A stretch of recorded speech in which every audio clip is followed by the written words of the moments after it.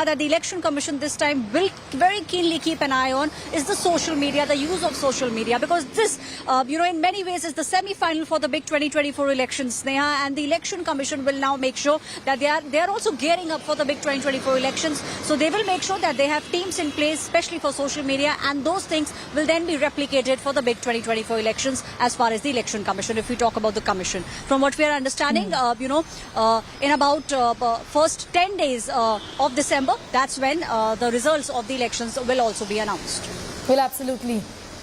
Be with us, Aishwarya. Just coming back to you, Dave, in fact, is joining us from Jaipur. Rajasthan goes to polls. One state, apart from Chhattisgarh, of course, where the Congress is in power, the BJP going to be leaving no stone unturned to, in fact, ensure that the Congress faces defeat these elections. Give us a sense of what the mood really is like, and also the fact that the state is indeed they facing heavy anti-incumbency. Well, Sneha, I'm currently present at the State Secretariat. The activity, the buzz has really picked up. The Cabinet Minister Pratap Singh Khachariawaz has arrived at his Secretariat office this morning. This is the last few moments, Sneha. In less than an hour's time, the press conference is scheduled to be held at noon by the Chief Election Commissioner in New Delhi. And before that, the ministers, the mantris of the Rajasthan government are indulging in hectic activities, trying to finish off the last few files that they could, probably put their signature on, or perhaps, have their name onto. Rajasthan elections are going to be really interesting because there can be several permutations and combinations. Will the internal tussle of the Congress, the Gehlot and the pilot camp fighting out with each other for almost 4 years out of 5 years, will that harm the Congress? Will the factionalism within the BJP, the Vasundhara Raje faction, the Punia faction, the Rathors and the Shekhawats of the BJP, will that really harm the BJP? Something, the elections will really tell us. Khachariyawas साहब, जिस तरह से चुनाव करीब आ चुके हैं, अब कुछ ही समय में निर्वाचन आयोग तारीखों की घोषणा करने वाला है, क्या ऐसा सबसे बड़ा मुद्दा है जिसको लेकर कांग्रेस चुनाव में जाएगी? एक नारा चल रहा है अभी पूरे राजस्थान में, कहो दिल से कांग्रेस फिर से। दिल से काम किया है, काम किया दिल से, कांग्रेस फिर से। काम जब दिल से किया है, हर आदमी को लगता है कांग्रेस मेरी है, जिसने महंगाई को लेकर मेरे लिए एक्शन मोड पर आकर कांग्रेस ने काम किया। इस राजस्थान एकमात्र ऐसा स्टेट है जहां पे राइट टू हेल्थ लागू हुआ, जहां महिलाएं जब बस में बैठती है तो 90% किराया उसका फ्री है। जहां बच्चे एग्जाम देने जाते हैं तो रोडवेज की बस में फ्री सफर करते हैं। ओपीएस लागू करने वाला पहला स्टेट राजस्थान है। 1 करोड़ लोगों को बुजुर्ग, विकलांग, विधवा पेंशन मिलती है। ऐसा, और आप राजस्थान के यूथ को सबसे ज्यादा नौकरी देने वाला इन स्टेटों में राजस्थान स्टेट है। सरकारी नौकरी, प्राइवेट जॉब अच्छे। ओवरऑल राजस्थान में जो पब्लिक वेलफेयर की जो हम स्कीम्स लेकर आए, उसकी चर्चा पूरे राजस्थान में, पूरे देश में है। बीजेपी बड़ा जोश खरोश के साथ खुद की एक भी उपलब्धि, अपना काम नहीं बताती। सर, आपने राइट टू हेल्थ से लेकर कई अपनी योजनाओं का नाम गिनवा दिया, पर 4 साल तक तो ये नहीं था कि कांग्रेस फिर से एक बार दिल से, 4 साल तक तो गहलोत कैंप, पायलट कैंप में आपस में ही लड़ाई चलती रही। सर, क्या उसका खामियाजा भुगतेगी कांग्रेस? देखिए, ये जो आप कहते हैं कांग्रेस हो या बीजेपी, पॉलिटिकल कंपटीशन अपनी जगह चलता है और पॉलिटिकल कंपटीशन तो चलता रहेगा। ये पॉलिटिकल कंपटीशन तो बीजेपी में भी है, कांग्रेस में भी है, लेकिन जब चुनाव आ जाते हैं तब अपनी पार्टी के लिए सब काम करते हैं, क्योंकि जब पार्टी है तो लीडर है, तो सब इकट्ठे होकर एक होकर काम कर रहे हैं और कोई कमी नहीं है। कांग्रेस की वर्किंग अच्छी है, कांग्रेस की सोच अच्छी है। पर एक बहुत बड़ा चैलेंज आपके सामने है, पिछले करीब 25 साल का रिवाज तोड़ने का, कि जो कांग्रेस सत्ता में रहते हुए अपने आप को कभी रिपीट नहीं कर पाई है। नहीं, चैलेंज बिल्कुल स्वीकार है ना। चैलेंज कांग्रेस रिपीट कर रही है। कांग्रेस 100% विन करेगी। जनता का समर्थन है, जनता का आशीर्वाद है और सुदर्शन चक्र वाले का आशीर्वाद, इसलिए जीत हमारी। सर, मैंने 2013 का चुनाव कवर किया है, 2018 का भी किया है। दोनों बार एक फेज में चुनाव हुआ था और कांग्रेस ने अपने मुख्यमंत्री पद का किसी का व्यक्ति का नाम डिक्लेयर नहीं किया था, पर बीजेपी ने किया था, वसुंधरा राजे का। इस बार वो भी नहीं कर रहे हैं, तो क्या लगता है कि खेमेबाजी दोनों तरफ है इस बार? नहीं, राजनीति में तो चाहे बीजेपी हो या कांग्रेस हो, राजनीति कोई बहुत भलाई का काम तो है नहीं। जिसमें दमखम होगा वो राज करेगा। तो दमखम पॉलिटिकल लीडरशिप में मुख्यमंत्री और ये जो प्राइम मिनिस्टर वगैरह जितने भी बनते हैं तो कुछ स्पेशल पावर होती है उनके पास, ऊपर वाले की मेहरबानी होती है। दमखम किसमें है इस बार? आपको मुझे याद है 2018 में आपने पायलट साहब के साथ कंधे से कंधा मिलाकर, वो प्रदेश कांग्रेस अध्यक्ष थे उस टाइम, आप साथ में खड़े थे। आज इस बार क्या है सर, कोई युवा नेता को आपको लगता है लीड करना चाहिए या फिर एक्सपीरियंस के साथ कांग्रेस जाएगी? अब इलेक्शन आ गए, अभी तो पंजे को जिताकर लाना है, कांग्रेस जीतेगी। सब लोग इकट्ठे होकर कांग्रेस को जिताने के लिए काम कर रहे हैं। राहुल गांधी के नेतृत्व में तमाम नेता इकट्ठे होकर काम किया दिल से। कांग्रेस फिर से नारे के साथ मैदान में उतर रहे हैं। 100% कांग्रेस विन करेगी। हमारी सच्चाई, हमारी ईमानदारी, हमारा काम हमारे साथ है। लोग कांग्रेस की वर्किंग की, काम की तारीफ कर रहे हैं, क्योंकि बीजेपी जिस तरह से हमारे ऊपर पत्थर फेंक रही है तो लोगों में राजस्थान में आपको लगता है कि बीजेपी में वसुंधरा राजे को हाशिए पर रखा हुआ है और उसका फायदा कांग्रेस को मिल सकता है? बीजेपी को अपने काम बताने चाहिए। बीजेपी अपने काम नहीं बता रही है, अपनी उपलब्धि बतानी चाहिए। बीजेपी अपनी उपलब्धि और अपने काम बताती नहीं है। लोगों में चर्चा इस बात की कि कांग्रेस काम करती भी है, अपने काम पर चुनाव भी लड़ती है। और बीजेपी का जहां तक सवाल है, बीजेपी तो केंद्र सरकार तो पेट्रोल डीजल की महंगाई के लिए जिम्मेदार है। इस वक्त क्रूड ऑयल के दाम अंतर्राष्ट्रीय मार्केट में $90 प्रति बैरल है। तब 100 के पार पेट्रोल चला गया, 100 के नजदीक डीजल है। और जब मनमोहन सिंह जी की सरकार थी तब $138 प्रति बैरल क्रूड ऑयल के दाम थे, लेकिन पेट्रोल 70 के नीचे था और डीजल भी 70 के नीचे था। Well, so clearly, Sneha, the cabinet minister Pratap Singh Khachre was trying to sound really confident, but it's going to be a tough, possibly a very close fight in Rajasthan, because remember, in the last 25 years, the Congress has never managed to retain the power in Rajasthan while being in government. Will the Congress be able to do it this time around, or will the BJP be triumphant? Is something which can be really interesting in Rajasthan politics. Well, Sneha? absolutely. Be with us, Dave. Just coming back to you in a moment from now. Hemendra Sharma joining us from Bhopal as well. And like I said, Sumi is from Raipur with us. Aishwarya is at the Election Commission's office. To you first, Hemendra, as far as Madhya Pradesh is concerned, what is the BJP now looking at, given that they've been in power for a long time? They have, in fact, ruled the state. However, there is, in fact, a factor on whether the BJP really wants to declare a chief minister candidate or not before elections. Questions being raised about the popularity of Shivraj Singh Chauhan. Well, the BJP is fighting an anti-incumbency. The BJP has been in power in Madhya Pradesh for 19 out of 20 years, and Chief Minister Shivraj Singh Chauhan has been leading the government for 18 out of those 19 years. So there's a lot of anti-incumbency, and the BJP is aware of this fact, and probably to fight this anti-incumbency, the party has fielded heavyweights. Like in the first two lists, 7 sitting members of parliament have been fielded, and also a national general secretary, Kailash Vijayvargiya, has been fielded. So there is anti-incumbency. BJP is mindful of the fact, but BJP has got plans to fight that. That's one part. The other part is that the Congress party is trying to take solace and is also trying to divide the opposition, BJP, saying that the chief minister's role has been limited. Since the BJP has now started a campaign which is focused around Prime Minister Narendra Modi, the central theme of the BJP election campaign is Prime Minister Modi ke man mein Madhya Pradesh ke man mein Prime Minister Modi. So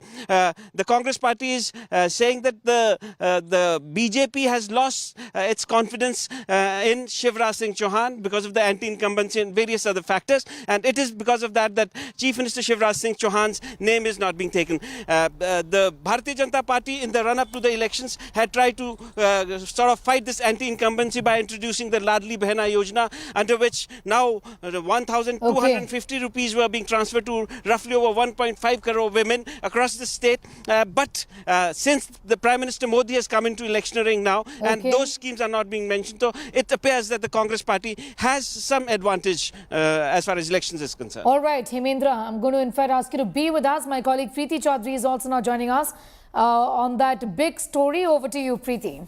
Well, Sneha, it's the big countdown, 5 states going into election, the big winter political gig that we are looking at, the leading up to nothing else but 2024. Let's quickly turn around to our election intelligence dashboard as Hemendra laid it out in terms of what are the X factors for the state of Madhya Pradesh. Hemendra, let's take a look and then we'll move on to Chhattisgarh. So the state of Madhya Pradesh, 230 assembly seats, viewers. What did it look like the last time around? Let's quickly take a look. Now, 230 seats where Madhya Pradesh comes into question. 2018, the results panned out with the BJP 109 and the Congress 114. But who can forget what really went down, where Jyotiraditya Scindia moved away from the Congress, making, at that point of time, the Kamal Nath government fall, and once again getting in the numbers, raking in it for the Bharatiya Janata Party. This is what the map looked like, and very, very interesting, because Madhya Pradesh is now one state where the Bharatiya Janata Party has given tickets to all the top contenders. 7 cabinet ministers, we are 7 sitting MPs where Madhya Pradesh is concerned, 3 cabinet ministers. So the big faces will be fighting it out, and even now the entire list has not been announced where the state of Madhya Pradesh is concerned. So this is what it looked like. Let's quickly right now cut across to my colleague Hemendra. All right, Hemendra continues to be with us. We're going to take a quick question from Hemendra, and then we're going to move on to Chhattisgarh. Hemendra, the map of Madhya Pradesh as it looked in 2018, very interesting. Wherever the blues are, especially the Gwalior Chambal belt, that is where the Bharatiya Janata Party is going all in with the biggest faces. Well, 2018, as you said, the Congress party got 114 seats, still too short of the magic figure. 116 was the magic figure. But Kamal Nath managed to form the government with the help of the BSP and the SP and some independents. This time around, Kamal Nath again is taking claim to form the government. He's the Congress party's face. He has been leading the Congress party in the state as well for the past 4.5 years, more than that in fact.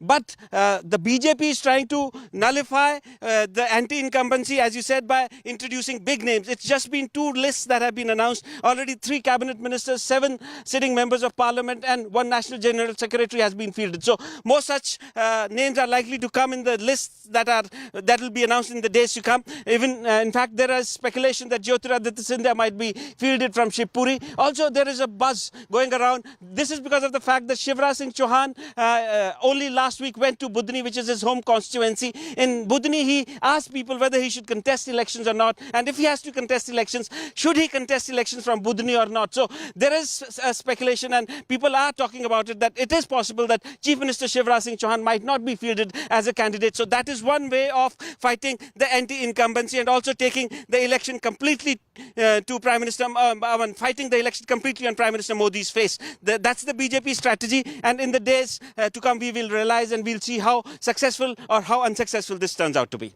Well, it's very interesting. Shivraj Singh Chauhan might not get a ticket. The election might be fought with the Prime Minister on the face. What we're also giving to understand is that Jyotiraditya Scindia in all probability will be fighting from Shivpuri. But Hemendra, stay on with me. Let's now quickly turn to the state of Chhattisgarh. 90 assembly seats, viewers. 90 assembly seats. What does it look like in the state of Chhattisgarh where 2018 was concerned? And what does it look like right now? At that point of time, the Congress had swept Chhattisgarh with 68 seats. BJP getting just 15, others standing just at 7. So this is what it looked like in 2018. Right now, how is the political chessboard poised where Chhattisgarh is concerned? Well, you've had a slew of schemes by Baghel. The BJP also countering it, but this time, once again, one thing is clear, that the Prime Minister is on the ticket in Chhattisgarh as well. In all probability, what we have been given to understand, Raman Singh might not even get the ticket. I want to cut across right now to our correspondent joining us from Raipur, Chhattisgarh with the very latest. Sumi joining us live. Sumi, can you take us through on what it seems like just about 40 minutes from now is when election dates on the 90 seats in Chhattisgarh would be announced. The Congress hoping to win Chhattisgarh again. The BJP has come up with a slew of promises, a slew of guarantees, especially on the last leg of this election. But the Prime Minister continues to remain on the ticket where Chhattisgarh is concerned. No chief ministerial face.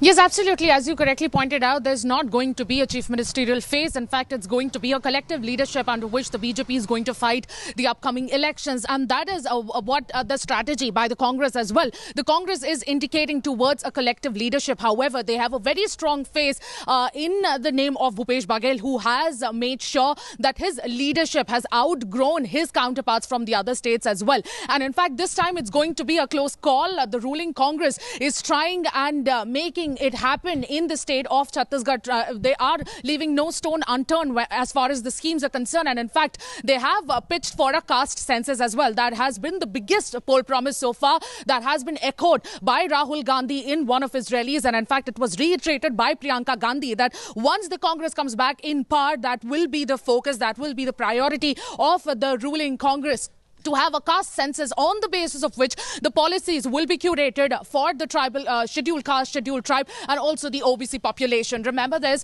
OBC population is going to be the deciding factor, and this time women voters are also in huge numbers. In fact, this is for the first time in the history of Chhattisgarh. The women voters have surpassed the male voters. In fact, there are 30,000 more than the male voters, and certainly schemes aiming at women is going to be a very big agenda for both the parties. And as you said, Chhattisgarh is going to be very interesting this time, as anticipated that Congress is on a lead, and certainly so. Congress is certainly on the lead so far, but BJP also is slowly catching up. We've seen many tours of Union Home Minister Amit Shah and BL Santosh here. In fact, they have visited more than 5 times in the past 2 months. And in fact, Prime Minister Narendra Modi has also had several rallies in which he echoed that corruption is going to be one of the agendas of the Bharatiya Janata Party. And Bhupesh Baghel and T.S. Singh Dev, certainly they are going to be at the forefront. But their animosity has been certainly a big question for the Congress. This time, how they are going to handle this animosity between both the stalwarts of the Congress is going to be very interesting. However, the BJP has already released its first list of candidates in the month of August. 21 candidates they had announced. This time around, Congress's first list is awaiting. In fact, it is still not as certain when the Congress will release this first list. However, the Congress's CWC and CEC meet is going to take place tomorrow, and in which what we are anticipating is that the first list of the Congress will be out in a couple of days. And the first list will be interesting, as it will have all the VIP seats, in which the VIP seats of Patan as well, in which Chief Minister Bhupesh Baghel has been contesting since 1993, and this time around he has been pitted against his distant relative, his distant nephew of Vijay Baghel, and that is going to be interesting. Who's going to get the cake of Patan and who's going to get the cake of Chhattisgarh? Well, who's going to get the cake and eat it too? That's going to be the big question, because this is also the precursor, viewers, to 2024 general elections. So the numbers that you're looking at right now, Chhattisgarh, 90 assembly seat. Last time swept by the Congress party. Right now the Congress would hope, where the factionalism was concerned with Mr. Baghel, Mr. Deo, they've been able to bridge it by giving Mr. Deo the deputy chief ministership. Mr. Deo, as of now, is making, at least optics-wise, the right noises. Will the Congress chug ahead in the state of Chhattisgarh, or will the BJP pull up a surprise? Well, we're going to keep a keen eye and trust India Today to get you the latest. But one thing is clear. Going into the winter elections of 5 states, the Prime Minister will be on the ticket for the Bharatiya Janata Party. The Prime Minister's face will be the Chief Ministerial candidate face. Of course, not literally so, but he's going to be the one who will be asking for the votes. In his own words, he had said, this time CM candidate is Lotus, and for the people, the man on the ticket is Narendra Modi. सत्ता भूखे कुछ लोगों के पेट में दर्द हो रहा है। मेरे परिवारजनों, विकास विरोधी लोगों को देश ने 6 दशक दिए थे। 60 साल कोई कम समय नहीं होता है। अगर 9 साल में इतना काम हो सकता है, तो 60 साल में कितना हो सकता था। जोधपुर जब दंगों में जल रहा था, तब यहां के मुख्यमंत्री क्या कर रहे थे? क्या कांग्रेस की पहली और आखिरी नीति सिर्फ और सिर्फ तुष्टीकरण ही है क्या? रामनवमी, परशुराम जयंती, हनुमान जयंती, कोई भी त्योहार ऐसा नहीं है जिसमें राजस्थान से पत्थरबाजी की खबरें न आती हो। इनकी पार्टी तो राजनीति में भी अपने ही बच्चों को सेट करती है और नौकरियों में भी यही करती है। छत्तीसगढ़ के लाखों परिवारों, आदिवासी, पिछड़े परिवार के बच्चों से कांग्रेस ने नौकरियां छीन ली है, आपका अधिकार छीन लिया है। नौकरियों तो दी नहीं, जो पहले से सरकारी नौकरी में है उनको भी कांग्रेस ने, लोगों ने लूटा है, परेशान किया है। मैं कांग्रेस को सवाल पूछता हूं, साउथ के अंदर, खास करके तमिलनाडु में, मंदिरों पर सरकार का हक है, सरकार ने कब्जा कर लिया है। मंदिरों की संपत्ति को सरकारी मिलीभगत में हड़प किया जा रहा है। मंदिरों को तो लूटा जा रहा है, मंदिरों को तो कब्जा किया गया है, लेकिन माइनॉरिटी के पूजा स्थल को हाथ नहीं लगाते हैं, सरकार के नियंत्रण में नहीं लेते हैं। So Rajasthan, Madhya Pradesh, Chhattisgarh, Telangana, the Prime Minister on the ticket there. Can the opposition, in terms of not in the state of Rajasthan, but can the Congress regionalize this election like they did where Karnataka was concerned? The Hindi heartland political landscape, very, very different than what Karnataka was. Will the Prime Minister be able to pull it through on his own steam? Let's now turn towards the state of Telangana. Interesting political dynamics playing out in the state of Telangana, viewers.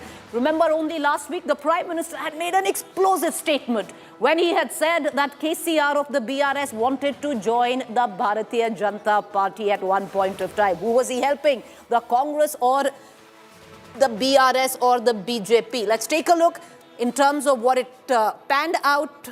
The political chessboard of Telangana in the year 2018, and it was all green. There was complete swept by the BRS with 88. The Congress stood at just 19. The BJP had just one, others at 11. The AIMIM also has a role in that, and that will come into the others. But I want to cut across immediately right now to my colleague Naga Arjun, who's joining us from Karnataka. Naga Arjun has moved bag and baggage to the city of Hyderabad in Telangana. Naga, take us through what can we expect. The BRS 2018 had swept the polls, but this time the Congress on a fillip of sorts. Well, true, Preeti. In fact, it's completely a different situation here in Telangana compared to what we are looking at the rest of the 4 states in northern India. Here, it's a three-way fight, right? It's this Congress, this BRS, as well as BJP.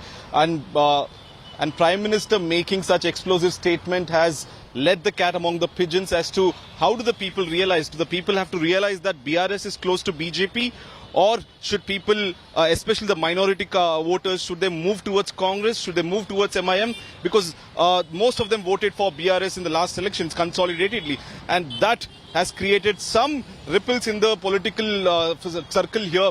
People are talking about that statement by the Prime Minister, while what we are assuming is that after the GHMC elections, we thought BJP was fast moving towards either becoming the principal opposition or forming the government 2 years back. While the time passed, the momentum has collapsed is what people are picking up. The Congress somehow has picked up in the last 3 months, largely because of the win in Karnataka. We have seen DK Shivkumar coming here and camping for a few days as of now. The Congress has planned a bus yatra with Rahul Gandhi and Priyanka Gandhi. On the other hand, the BRS is also quite prepared. They have announced 115 candidates already. The candidates are on field for the last 1 month and working for the elections. And on 16th October, they would be putting out the manifesto, and much more than the Congress guarantees is what the BRS is hoping. So the fight is between BRS, BJP and the Congress. Of course, MIM is in the race, but in the old city of Hyderabad and Hyderabad parliamentary constituency. So all around, there will be a good fight is what we are told. BJP and Congress are yet to announce the tickets. By 13th or 14th is when we are mostly hearing the list to be out. Well, by 13th or 14th, we're mostly hearing the list to be out, and the same goes in for the state of Telangana, Chhattisgarh as well. Nagarjun, appreciate you joining us. What we're going to do is quickly, viewers, take a look. This is what the 119 assembly looks like where Telangana is concerned. In 2018, swept by the BRS. This time around in the hunt, the BJP, the Congress, word coming in that there could be a fillip for the Congress of sorts. Will the Congress capitalize on that, especially coming in from Karnataka to Telangana with their guarantee card? We're going to keep a keen eye, get you the latest, what goes down, where the Bharatiya Janata Party is concerned in the state of Telangana. All of that, the analysis, the deep dive, the numbers, the ground reports. You'll only see it on India Today. A quick break. Stay with us. We are back with the numbers. And of course, counting down for the assembly election dates to be announced on all 5 states. There's Mizoram as well. Quick break.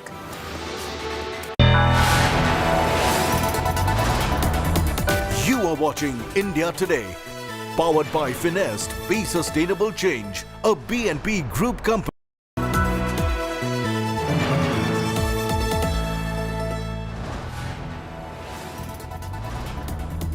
You are watching India Today. Powered by Finest, Be Sustainable Change, a BNP Group company. Shiv Sena हमारी natural alloy है, राष्ट्रवादी कांग्रेस ये हमारी political alloy है। Illegal सरकार बैठी हुई है, वो सत्ता में विजयते हैं। अगर सत्य बोलो तो डराते हैं, धमकाते हैं। ऐसे देश नहीं चलता है। राष्ट्रपति शासन लगाने का आइडिया ही शरद पवार जी का था। No question is going with BJP. In 2022 June, the NCP MLAs, all 51, our desire at that time was to join a BJP-led government in Maharashtra. All the allegations made against the NCP were politically motivated.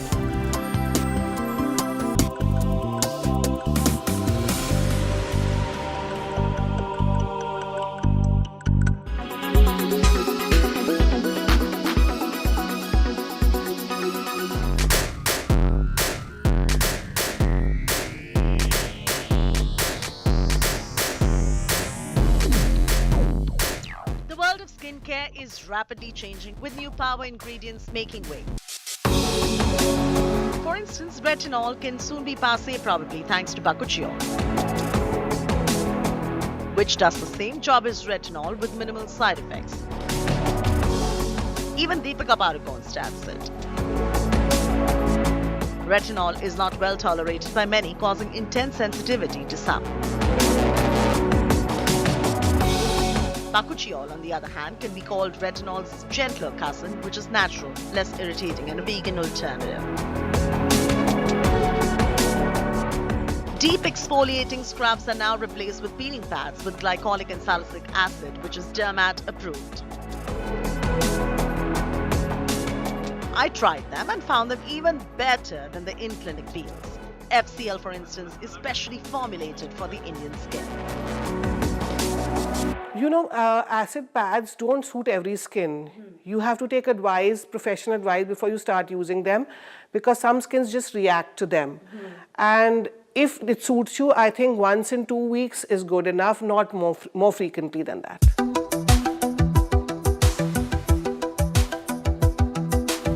Natural is overrated. Everything natural is not good for your skin. Even poison ivy is natural. Does that mean you start applying or having it? No, right? If you are trying to look at natural options, look for products that are of medical grade, that contain only pure, high quality ingredients that are natural but far more concentrated to help treat and heal with myriad skin concerns. My personal favorite is vitamin C serum and an active serum that treats the skin well.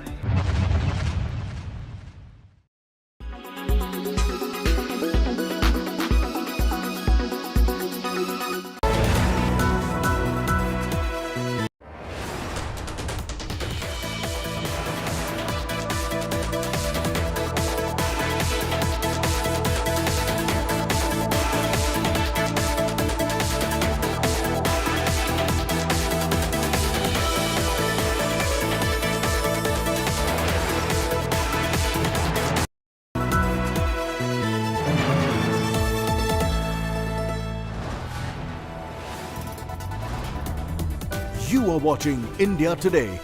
Powered by Finest, Be Sustainable Change, a BNP Group company.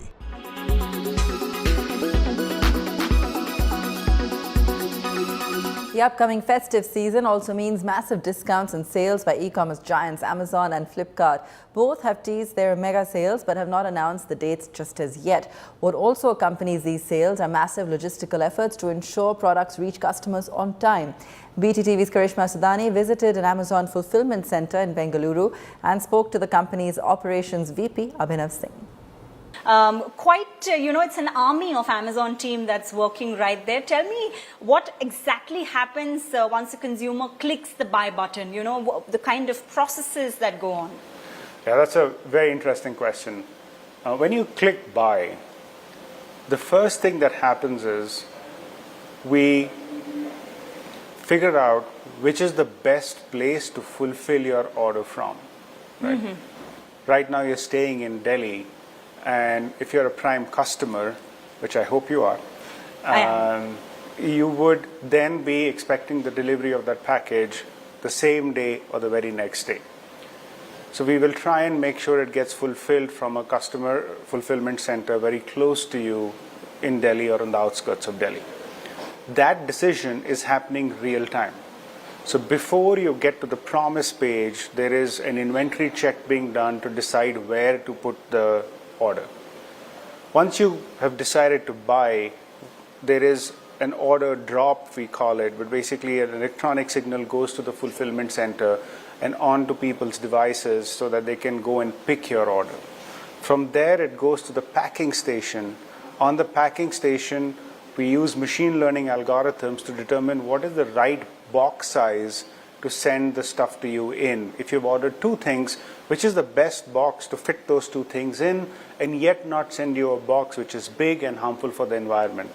By the way, a quick segue, you would have noticed that all the packages coming from a fulfillment center are 100% paper. We eliminated single-use plastic two years ago, and recently we have moved all our packaging to paper packaging.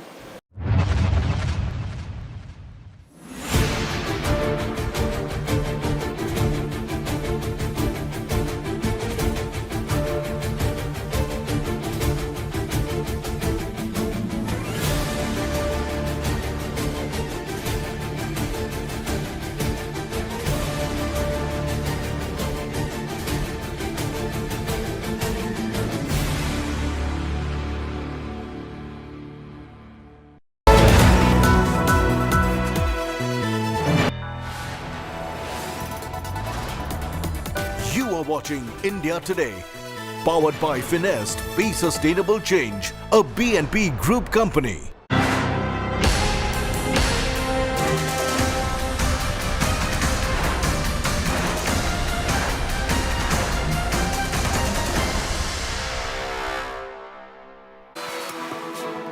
Welcome back, viewers. 30 minutes from now, the Election Commission will announce the poll dates for 5 states. The big winter elections are coming up. The state of Rajasthan, Chhattisgarh, Madhya Pradesh, Telangana, Mizoram, all going into elections in less than a month and a half from now. Well, this is the precursor to the big gig of 2024. And this time around, where it comes down to the contest, one can clearly say that it's going to be a multi-starrer versus a superstar. Why do I say that? Because for the Bharatiya Janata Party, they have the Prime Minister on the ticket, while the Congress would want to regionalize the election. They have other regional satraps, Mr. Gehlot, Sachin Pilot in the state of Rajasthan, Kamal Nath, Digvijay Singh. Of course, Kamal Nath is going to be the CM face where Madhya Pradesh is concerned, like Mr. Baghel, where Chhattisgarh is concerned. It does seem Mr. T.S. Singhdev has taken a bit of a backseat. But having said that, we're going to get you the analysis right here. But let's turn to our election intelligence dashboard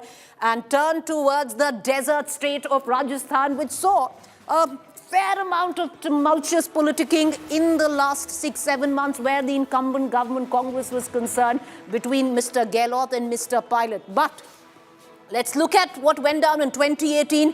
What the Congress would hope to do, viewers, is possibly repeat this trend, which is to buck what has been the norm for the state of Rajasthan, which is that any government successively will not come into power. Mr. Gehlot, Mr. Pilot, the Congress would be hoping to buck that trend of the 200 assembly seats. The BJP had stood at 73, the Congress at 100, others at 27. In terms of vote share, let's break it down. The Congress 40%, 39% for the BJP, others stood at 21%. Let's cut across back to my colleague Dev Ankur Vadhavan, who's joining us for Jaipur for the latest coming in where Rajasthan politics is concerned. Dev, the Prime Minister's face once again on the ticket. There was a fair amount of chatter whether Vasundhara Raje's name would be announced. That didn't happen. There are other contenders, Gajendra Shekhawat, Satish Punia, but the Prime Minister is going to lead the BJP in this election. And where the Congress comes into question, till now it does seem it is Mr. Ashok Gehlot who will be leading the Congress into this election. Oh, absolutely. Preeti, if you remember around 6 months ago, I had mentioned that Vasundhara Raje will not be projected as the Chief Minister, given the kind of infighting. You know for a fact that the Punia camp, the Shekhawat camp, the Rathore camp, and of course the Vasundhara Raje faction, too many factions within the state BJP, and perhaps the leadership thought that the best possible solution to this factionalism is to not project anyone as the party's face.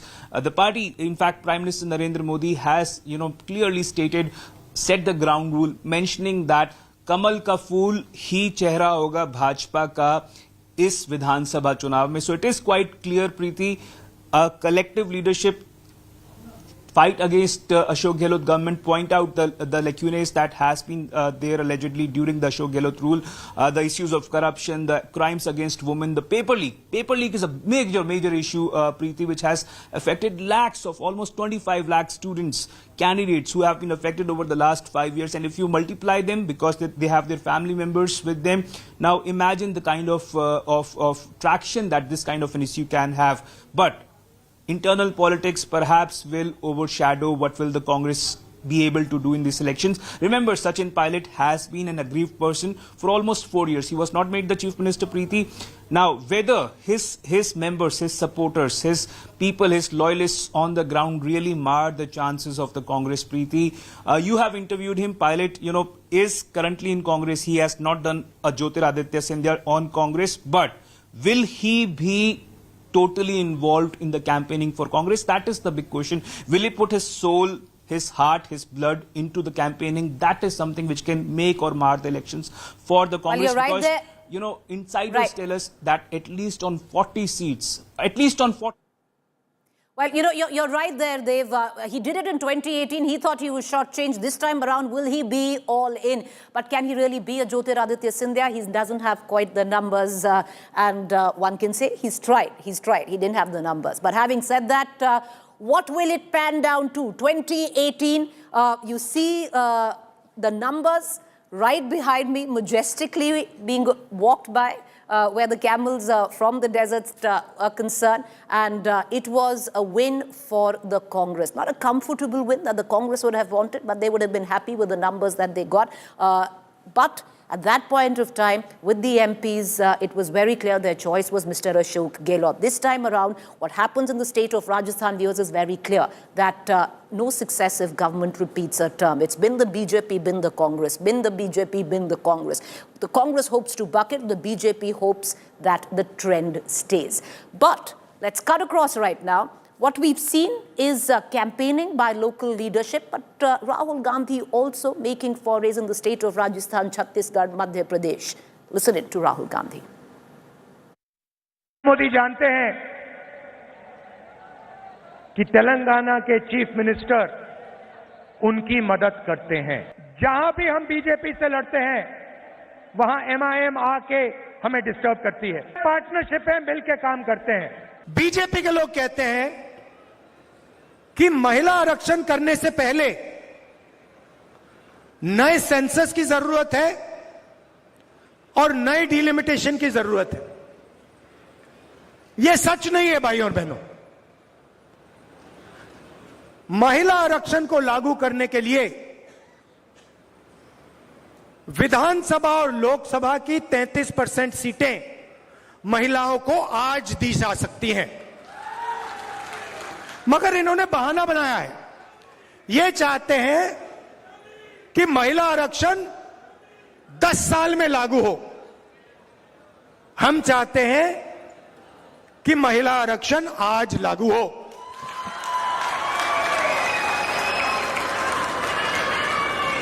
जैसे ही remote control दबता है, एक तरफ अदानी जी को बंबई का airport मिल जाता है, फिर से दबाते हैं, अदानी जी को रेलवेज का कॉन्ट्रैक्ट मिल जाता है। आपने 5 किसानों के कानून, काले कानून बनाए, उसमें उनको फायदा देने की कोशिश की। तो मैंने उनसे पूछा, नरेंद्र मोदी जी, आपका रिश्ता क्या है? उनके हवाई जहाज में आप जाते हो,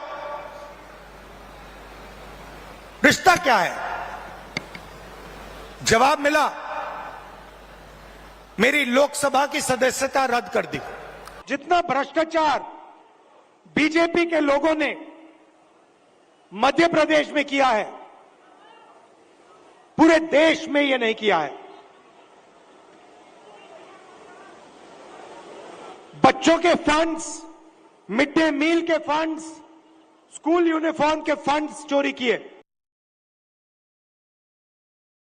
Back to the state of Chhattisgarh in terms of what it panned out where 2018 was concerned, where the Congress romped home 90 assembly seat, where Chhattisgarh looks like in terms of vote share. The Congress walked away with 43%, the Bharatiya Janata Party with 33%, others at 24%. In terms of seats, the Congress had swept the elections where the 90 assembly seat in Chhattisgarh were concerned. The Congress had 68, the BJP at just 15, others stood at 7.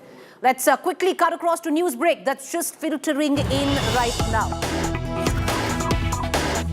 All right, key BJP meet right ahead of poll date announcement is what we are been given to understand. The Home Minister will chair this meet at the BJP headquarters before poll dates. Well, that means the meeting's going on right now because 20 minutes from now the poll dates will be announced. The meet to woo crucial state.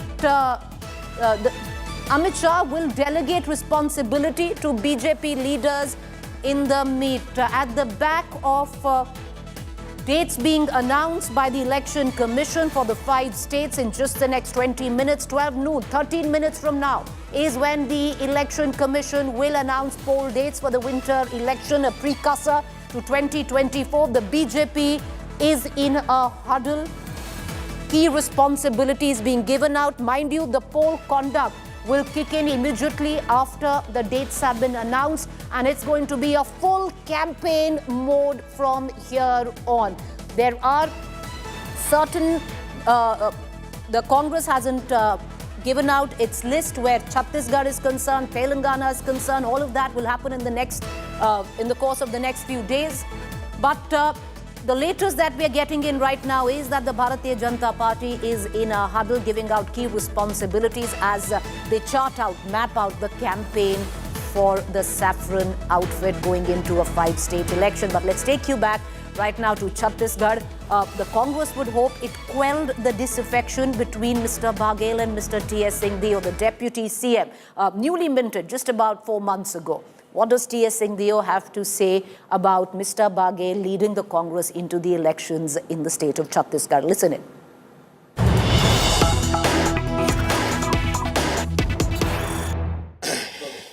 We are now joined by Chhattisgarh Deputy Chief Minister, Mr. T.S. Singhdeo. Thank you for speaking with us, sir.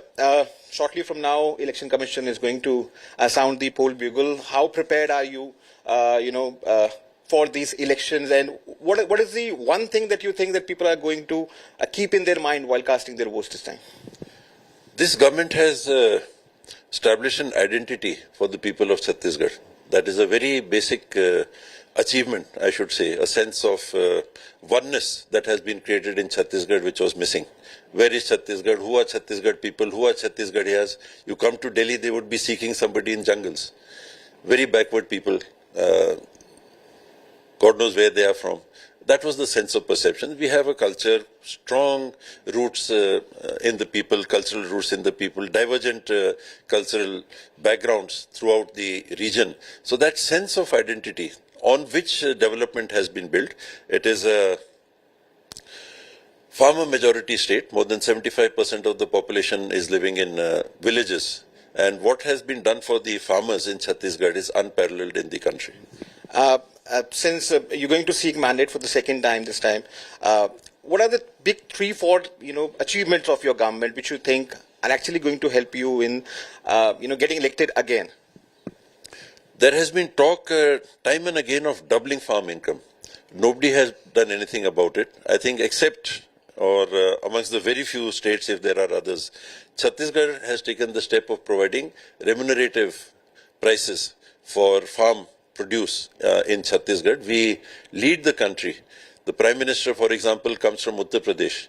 In Uttar Pradesh, there is no paddy purchase at the minimum support price. And paddy there is selling at about 12 to 1300 rupees a quintal. This year in Chhattisgarh, we'll be purchasing paddy. 1st of November, we'll be purchasing paddy at 17 rupees short of 2800. Doubling farm incomes. You talking is one thing, doing is one thing. It's a big flow out from the exchequer. It's not a small amount that goes out. About 1,80,000 crore rupees have been given to the people directly through DBTs in these 5 years. So that is the basis on which we will be approaching the people. Sir, you also Deputy Chief Minister, you're responsible for running the state affairs.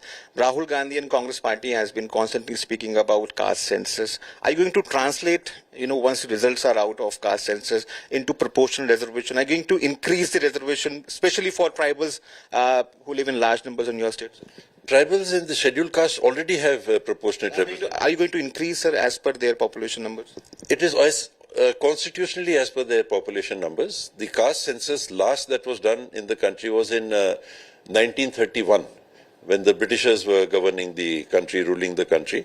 Then in the UPA government, it was conducted, but the NDA government which came in did not release the figures. So it is. Well, at least one thing that you can see that the Congress has been able to quell the disaffection or the factionalism in Chhattisgarh. With T.S. Scindia, the newly minted deputy, saying Baghel is our leader. We're going to get down to that, but also the state of Mizoram with its 40 assembly seats going into election this December 2018. This is what it looked like, where the Bharatiya Janata Party of the 40 had swept 27. All right, so we're going to... No. We're going to get you the latest on that. Leave you with these numbers. A quick break. Stay with us.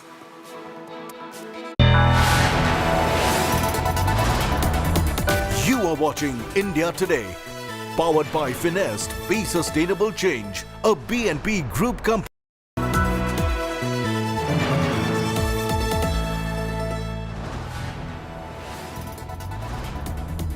You are watching India Today, powered by Finest, Be Sustainable Change, a BNP Group company.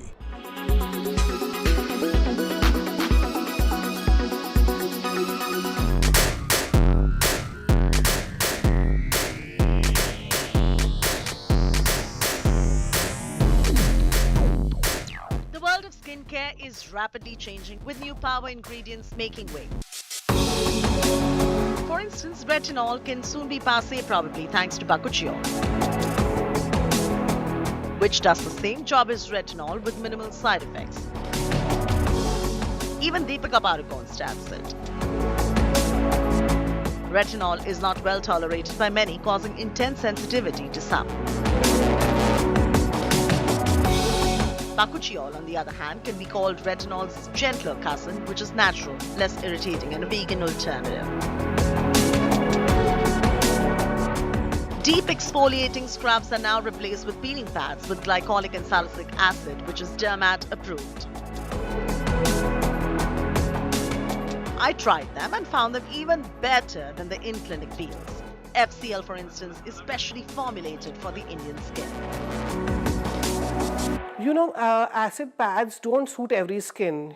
You have to take professional advice before you start using them, because some skins just react to them.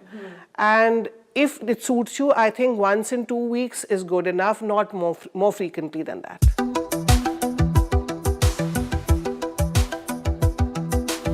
Natural is overrated. Everything natural is not good for your skin. Even poison ivy is natural. Does that mean you start applying or having it? No, right? If you are trying to look at natural options, look for products that are of medical grade that contain only pure, high quality ingredients that are natural but far more concentrated to help treat and heal with myriad skin concerns. My personal favorite is vitamin C serum and an active serum that treats the skin well.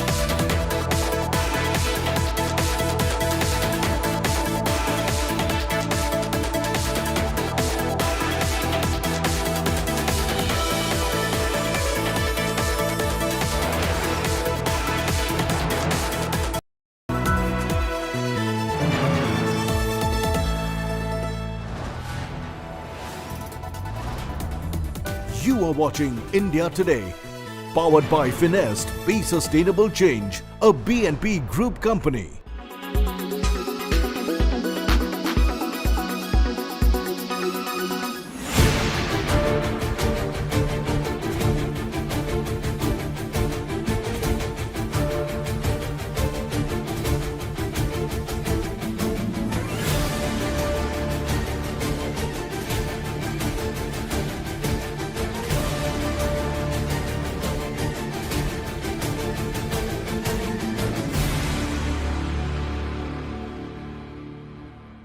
Weather forecast now. Delhi, maximum 38 and minimum 27 degrees. Mumbai, maximum 30 and minimum 27 degrees. Kolkata, maximum 34 and minimum 25 degrees. Bangalore, maximum 28 and minimum 22 degrees. Chennai, maximum 31 and minimum 26 degrees. Hyderabad, maximum 32 and minimum 22 degrees.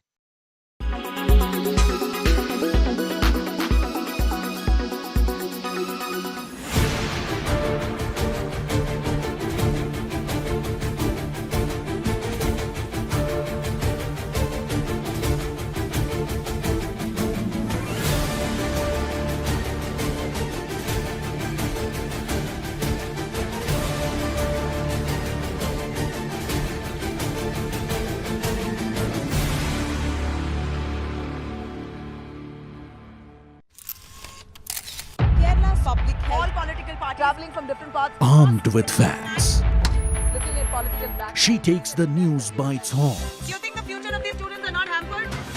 Fierce, bold and direct, setting the tone for the biggest stories. From every corner and every angle. Expect nothing but the unfiltered truth. News first, niceties later. Watch me, Nabila Jamal, on India Today. Make your media plan smarter with India Today Live TV on your connected devices. Amplify your brand with 100 million smart internet viewers. To advertise, mail us at sales@aajtak.com. Make your media plan smarter with India Today Live TV on your connected devices. Amplify your brand with 100 million smart internet viewers. To advertise, mail us at sales@aajtak.com.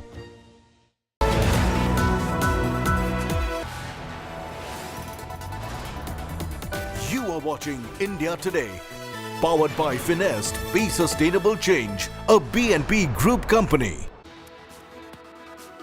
Warm welcome, viewers. You're watching our rolling coverage as the EC gets set to announce poll dates in 5 states in just the next 5 to 10 minutes. What we have been given to understand, the Election Commission is all ready to sound the poll bugle. 5 states, Madhya Pradesh, Chhattisgarh, Rajasthan, Mizoram, Telangana, all of them going into election in just the next month and a half. Trust India Today to get you the latest. The assembly poll dates of MP, Rajasthan, Telangana, Mizoram, Chhattisgarh announced any time now, likely in 2 phases. And what we have been given to understand is that Chhattisgarh polls will be in 2 phases, while the rest will be in a single phase.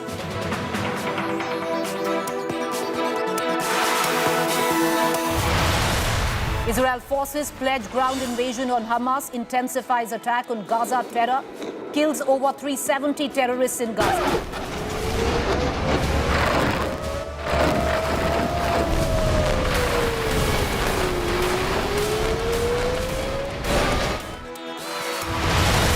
Over 100 held hostages by Hamas terrorists. Horrifying images of families held hostage emerge.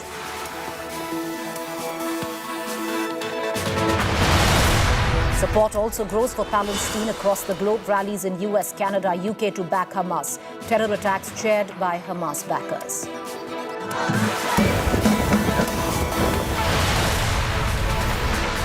Global backing for Israel in midst of massive terror attack. US orders to move carrier strike group closer to Israel.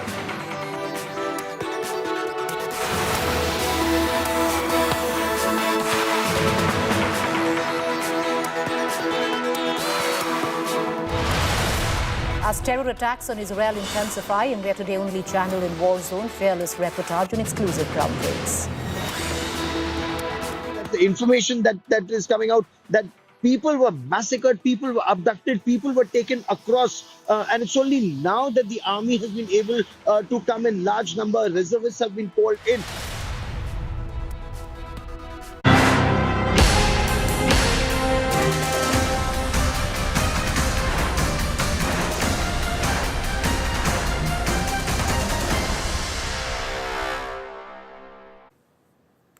All right, the precursor to 2024 is going to be announced in just a short while as the battle for 2024 elections picks up speed. The dates of assembly elections in 5 states, Rajasthan, Madhya Pradesh, Chhattisgarh, Telangana and Mizoram, likely to be announced soon.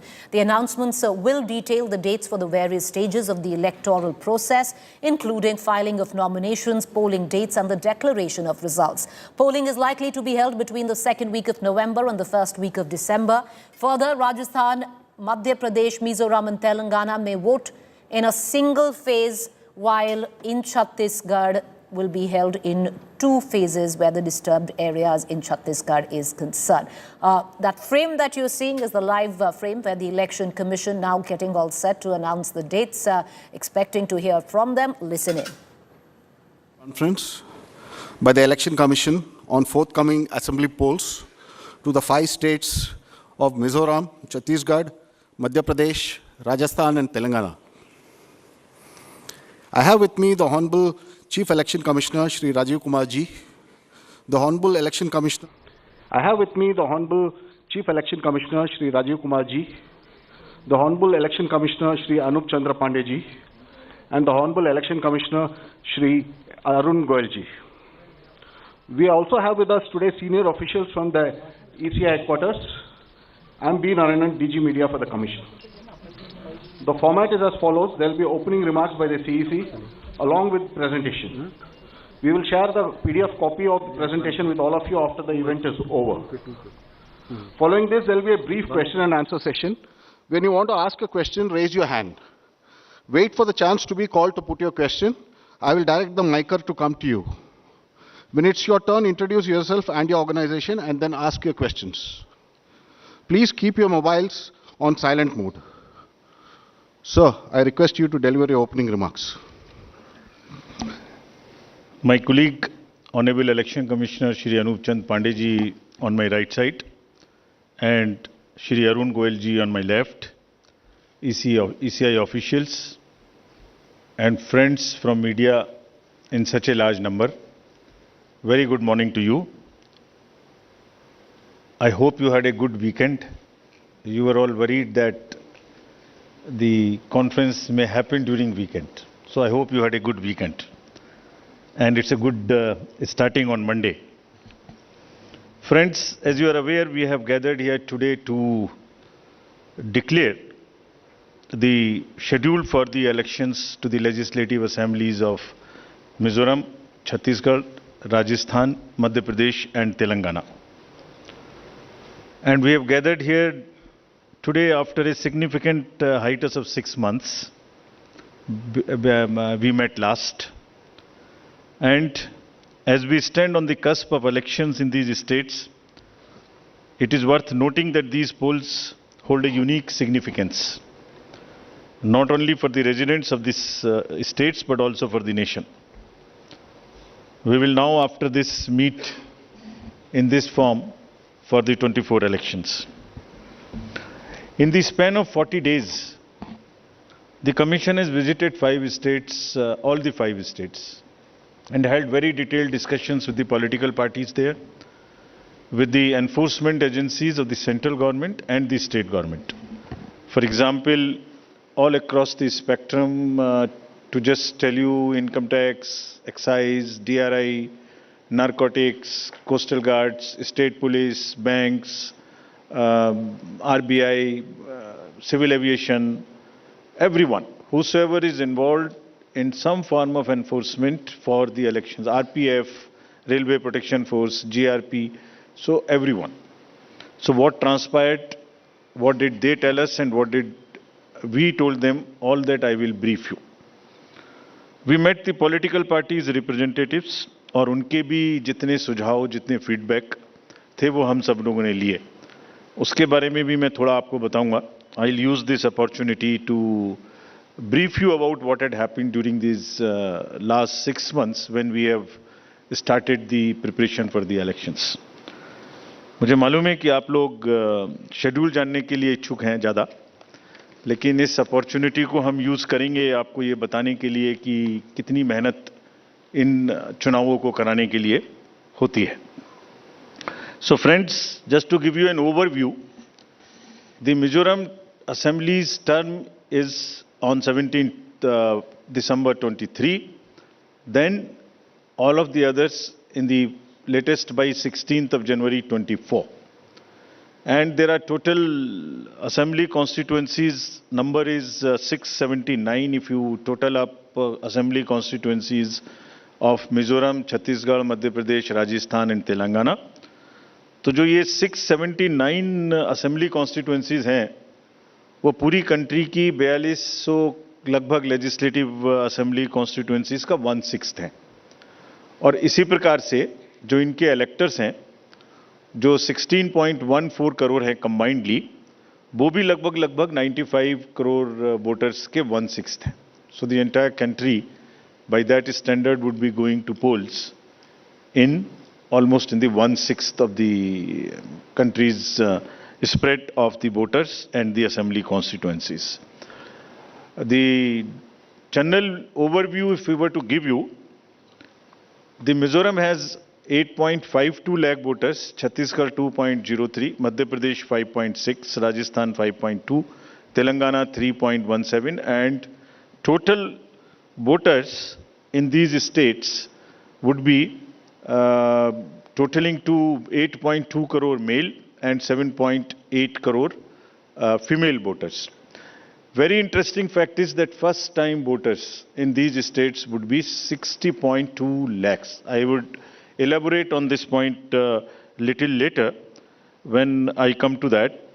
But this emphasis during the special summary revision in these states has been such that we have concentrated on the enrollment of the young voters, PWD voters, 80+ voters, centenarian voters, and also the improving the election gender ratio for these states.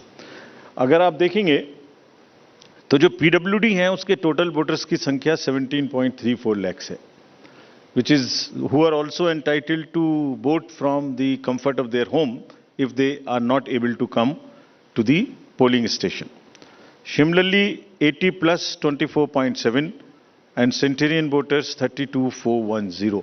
All these 3 categories को पहली बार assembly elections में अपने घर से vote की सुविधा प्राप्त होगी. और फ्रेंड्स, the last column अगर आप देखेंगे इलेक्टर जेंडर रेशियो, तो 2 स्टेट में ये जेंडर रेशियो ज़्यादा फेवरेबल है विमेन का. It is 1063 and 1012, which is a very happy state.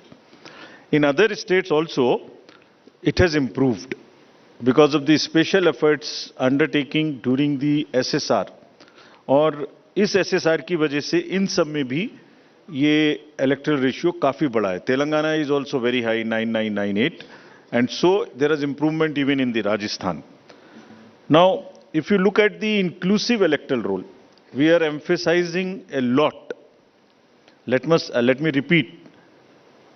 जो इलेक्टरल रोल है वो पूरी तरीके से प्योर हो, वो पूरी तरीके से हेल्दी हो, इसके ऊपर में बहुत एम्फेसिस है. और ये भी मैं आपको अभी बताऊंगा कि जो एसएसआर पूरी कंट्री का है वो भी शुरू होने वाला है.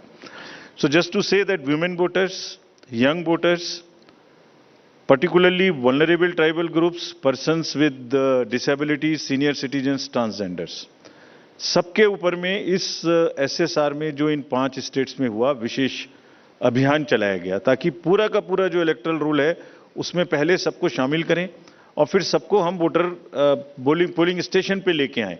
So this is the effort. How do we first enter them into the roll and then bring them to the poll? So from roll to poll is the emphasis by which we are all working.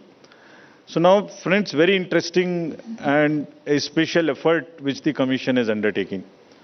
ये जो particularly vulnerable tribal groups हैं पूरी country में 75 ऐसी communities हैं और commission ने ये बीड़ा उठाया है कि हम इनको सबको जो लास्ट पंक्ति में हैं, they are almost the lowest in the human development indices in the entire country, in the amongst the voters. So we will enroll them fully. And as a happy reporting to you, in these 4 states we have 12 PVTGs and they have been enrolled 100%. तो ये हमें बड़ी खुशी का विषय है कि 100% enrol हुई हैं और हम आपको ये भी दिखाएंगे कि इनको किस प्रकार से हम पोलिंग स्टेशंस में लाने की कोशिश करेंगे. अगर यूथ की बात करें तो 60 लाख जो यूथ हैं वो ऐसे हैं जो फर्स्ट टाइम वोटर्स होंगे 18 to 19 years in these 5 states. And as you are all aware, there was an amendment for qualifying dates to be changed to 4 dates instead of the 1st January of the every year. So उसकी वजह से 15.39 lakh voters are such who are completing their 18th year after the 1st January 2023. And because of this amendment, 15.3 lakh voters would be able to exercise their franchise in this election. This is the positive effect and of that amendment which we brought. And in line of that, we are also taking up to showcase that these 2,900 plus polling stations would be managed by our youngest employees so that we also focus on and tackle the youth apathy which we keep encountering in states after states. Similarly, if we come to women, as I mentioned earlier, women का जो gender ratio है वो भी लगातार improve हो रहा है. So Chhattisgarh has improved from 995 to 1012. For Madhya Pradesh from 917 to a jump of 945. Mizoram again from 1051 to 1063 gender ratio. And Rajasthan and also Telangana from 982 to 998. And net addition of the female electors, which is also a very happy state for us, is 23.6 lakhs. तो अब effort ये है कि उनको पहले हमने पोल में जोड़ दिया और अब हम उनको पोलिंग स्टेशंस पर लेके आए by providing them all kinds of facilities which are possible. How do we do that? So if you look at the inclusive and pure nature of the electoral roll since the efforts we are making after the second SSR which happened in these 5 going states, 57.89 lakhs is the total addition, and this happened. There is a house-to-house survey which is happening which happened in these states and which is also happening in the entire country in a run-up to the SSR for the entire country. Deletions were 20.59 lakhs and most importantly the modifications. किसी का address गलत है, किसी का photo ठीक नहीं है, किसी का फोन नंबर डाला हुआ नहीं है, सबके लिए 22.35 लाख मॉडिफिकेशंस और 18 to 19 एज ग्रुप में 18.37 लाख एडिशंस। ये सभी स्लाइड्स की कॉपी आपको साइड बाय साइड मिल रही होगी. These are being put on the media's website and all. So you don't have to repeat this. I am sure you are getting it side by side, and it will be posted also in our website immediately. Next. Before coming to the overview of polling stations, friends, through you, let me tell everybody, all voters in the country, that the general SSR है, summary revision for the year 24 would start from 17/10/23. Draft rolls will be published on 17/10/23. तो मेरा सभी voters से आपके माध्यम से अनुरोध है कि अपना अपना नाम देखें, अपना अपना पोलिंग स्टेशन देखें. कोई भी नाम किसी को ऐड कराना है, या हमारे यंग वोटर्स को तो ऐड कराएं, महिलाओं को जिसको भी ऐड कराना है ऐड कराएं उसमें. किसी को चेंज करना है, फोटो चेंज करनी है, मोबाइल नंबर लिखना है तो लिखाएं. घर घर में house to house survey would be undertaken by BLOs from 17/10/23 to 30/11/23, यानी 17 अक्टूबर 23 से 30 नवंबर 23 तक पूरी कंट्री में किसी को भी वोटर लिस्ट से संबंधित कोई भी एडिशन कराना है, डिलीशन कराना है, कोई भी नाम में मॉडिफिकेशन कराना है, everybody is welcome to do this either through BLO or through the voter helpline BHA application. You can directly do this. So I would appeal through you to everybody to kindly make these changes. Friends, now coming to the polling stations, there would be 1.77 lakh polling stations in these 5 states, and of which 1.01 would have webcasting facility. We have prescribed 50% webcasting, and with a liberty to the states on the basis of vulnerabilities to increase it on their own. So this would be close to 1.01 lakh.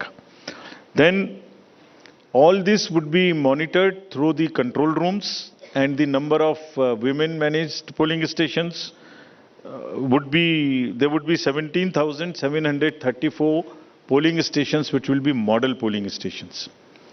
There would be PWD managed polling stations, 621, and women managed would be 8,192, more than one in most of the constituencies.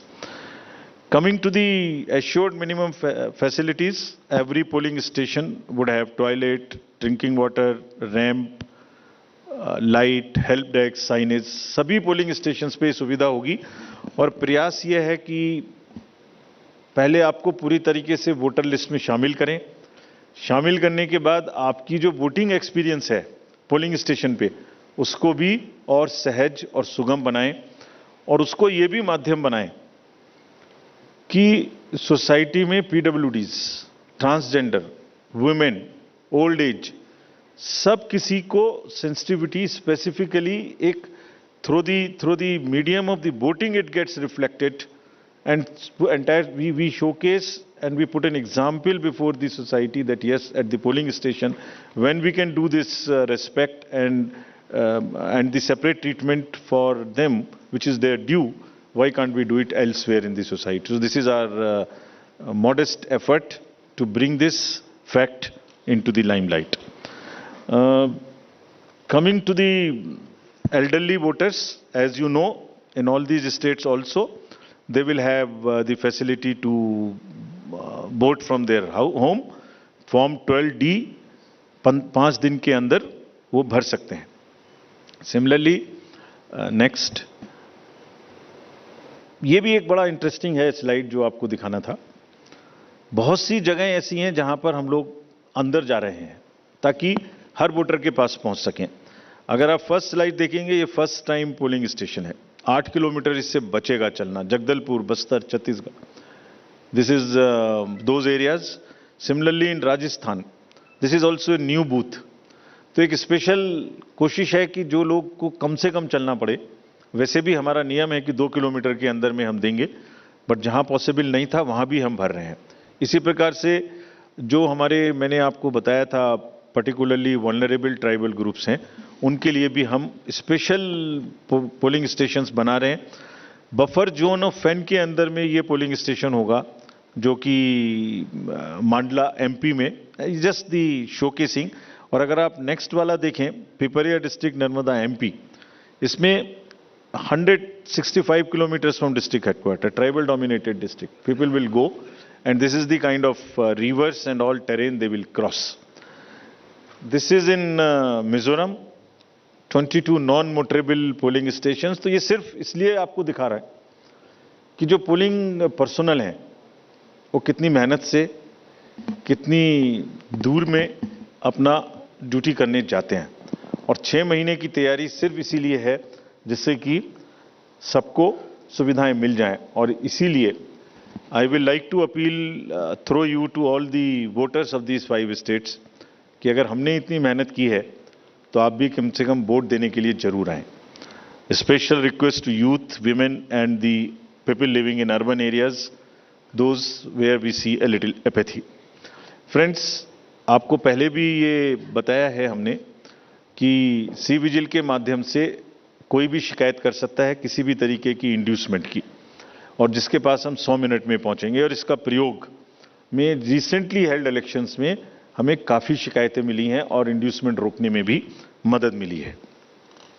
Know your candidates, ये हम हर state में दिखा चुके हैं कि किसी की भी अगर आपराधिक पृष्ठभूमि है तो उस आपराधिक पृष्ठभूमि वाले कैंडिडेट को अपने बारे में 3 बार न्यूज़पेपर में देना पड़ेगा, टीवी में देना पड़ेगा, और उसकी पॉलिटिकल पार्टी को भी आगे बढ़ के ये लिखना पड़ेगा कि उन्होंने ऐसे कैंडिडेट को क्यों चुना, क्या उस कॉन्स्टिट्यूएंसी में जो आपराधिक पृष्ठभूमि के कैंडिडेट चुने गए हैं उनके अतिरिक्त कोई और उपलब्ध नहीं था। Once they give this information, it is for the voter to decide on the basis of an informed choice as to what he wants to do. Another new initiative we have taken is on the integrated election expenditure monitoring. कुछ समय पहले, और इसके भी बहुत अच्छे results हम सोचते हैं हमें मिलेंगे, और ये एक ट्रांसपेरेंसी और ईज ऑफ कंप्लायंस के लिए नया इनिशिएटिव है, जिसमें जो पॉलिटिकल पार्टीज हैं उनको 31 अक्टूबर तक कंट्रीब्यूशन रिपोर्ट देनी होती है कि उन्हें कहाँ से कितने पैसे मिले, और उसी के बेसिस पे उनको इनकम टैक्स की छूट मिलती है। तो पीछे देखने में आया था कि इसके बारे में कुछ सूचनाएं समय पर भी नहीं आती थी, और कुछ ऐसे केस भी थे जिसमें छूट नहीं वाजिब होने के बाद भी ले ली गई थी। तो इन सभी चीज़ों को भरने के लिए, कंप्लीट करने के लिए now new IT system has been started, and in which the contribution report which is due of every year by 31st October would have to be filled. Similarly, annual audit reports political parties को अब इसी IT tools में digital mode में देनी पड़ेंगे, और एक और रिपोर्ट उन्हें देनी होती है पॉलिटिकल पार्टीज को आफ्टर एवरी इलेक्शन, जिसमें वो रिपोर्ट 30 दिन के अंदर देनी होती है जैसे ही चुनाव खत्म हो, और 75 डेज के अंदर में फाइनल रिपोर्ट, ताकि उस इलेक्शन में कितना खर्चा पॉलिटिकल पार्टी ने किया। तो अब हमारे पास किस कैंडिडेट ने कितना खर्चा किया ये तो होगा, साथ ही साथ पॉलिटिकल पार्टीज ने इलेक्ट्रॉनिक सिस्टम के थ्रू ये भी होगा। This will help in ease for the political parties to fill up this details online, and would also help us in keeping it at one place and do whatever assessment and analytics is possible in addition to housekeeping. Similarly, जो inducement free elections का focus चुनाव आयोग और गंभीरता के साथ दे रहा है, उसके लिए भी एक इलेक्शन सीजर मैनेजमेंट सिस्टम इस बार नया शुरू किया जा रहा है इन 5 असेंबली इलेक्शंस में। What is this? जितनी भी एनफोर्समेंट एजेंसीज हैं, हम सबको कुछ ना कुछ स्ट्रॉन्ग डायरेक्शंस देते हैं, जो मैं इसके तुरंत बाद आपको दिखाऊंगा before coming to the schedule, कि आप जो भी सीजर कर रहे हैं उसको भरिए। Don't work in silos, work in a coordinated manner, but it doesn't get coordinated often. So this system will give an access, will onboard all the central and state enforcement agencies during the election period, and they will have to report as soon as any action they take. And if they don't fill up, it will also tell us that for so long no action has been taken by a particular agency. This will also help us in compiling, do the trend analysis, do various kinds of things possible in that particular state. और आप सब अवगत हैं कि हर state के बहुत सारे state specific inducement related issues हैं। अगर मिजोरम में इंटरनेशनल बॉर्डर है तो राजस्थान में भी वही इशू है, तो कहीं पर इंटर स्टेट ड्रग्स की प्रॉब्लम है, तो कहीं पर एक्सेस कैश और मनी पावर की प्रॉब्लम है। All that with the help of the respective enforcement agencies would get collated and we hope would also get analyzed on a far more real-time basis so that we can take corrective actions and we can nudge them or we can appreciate them. In this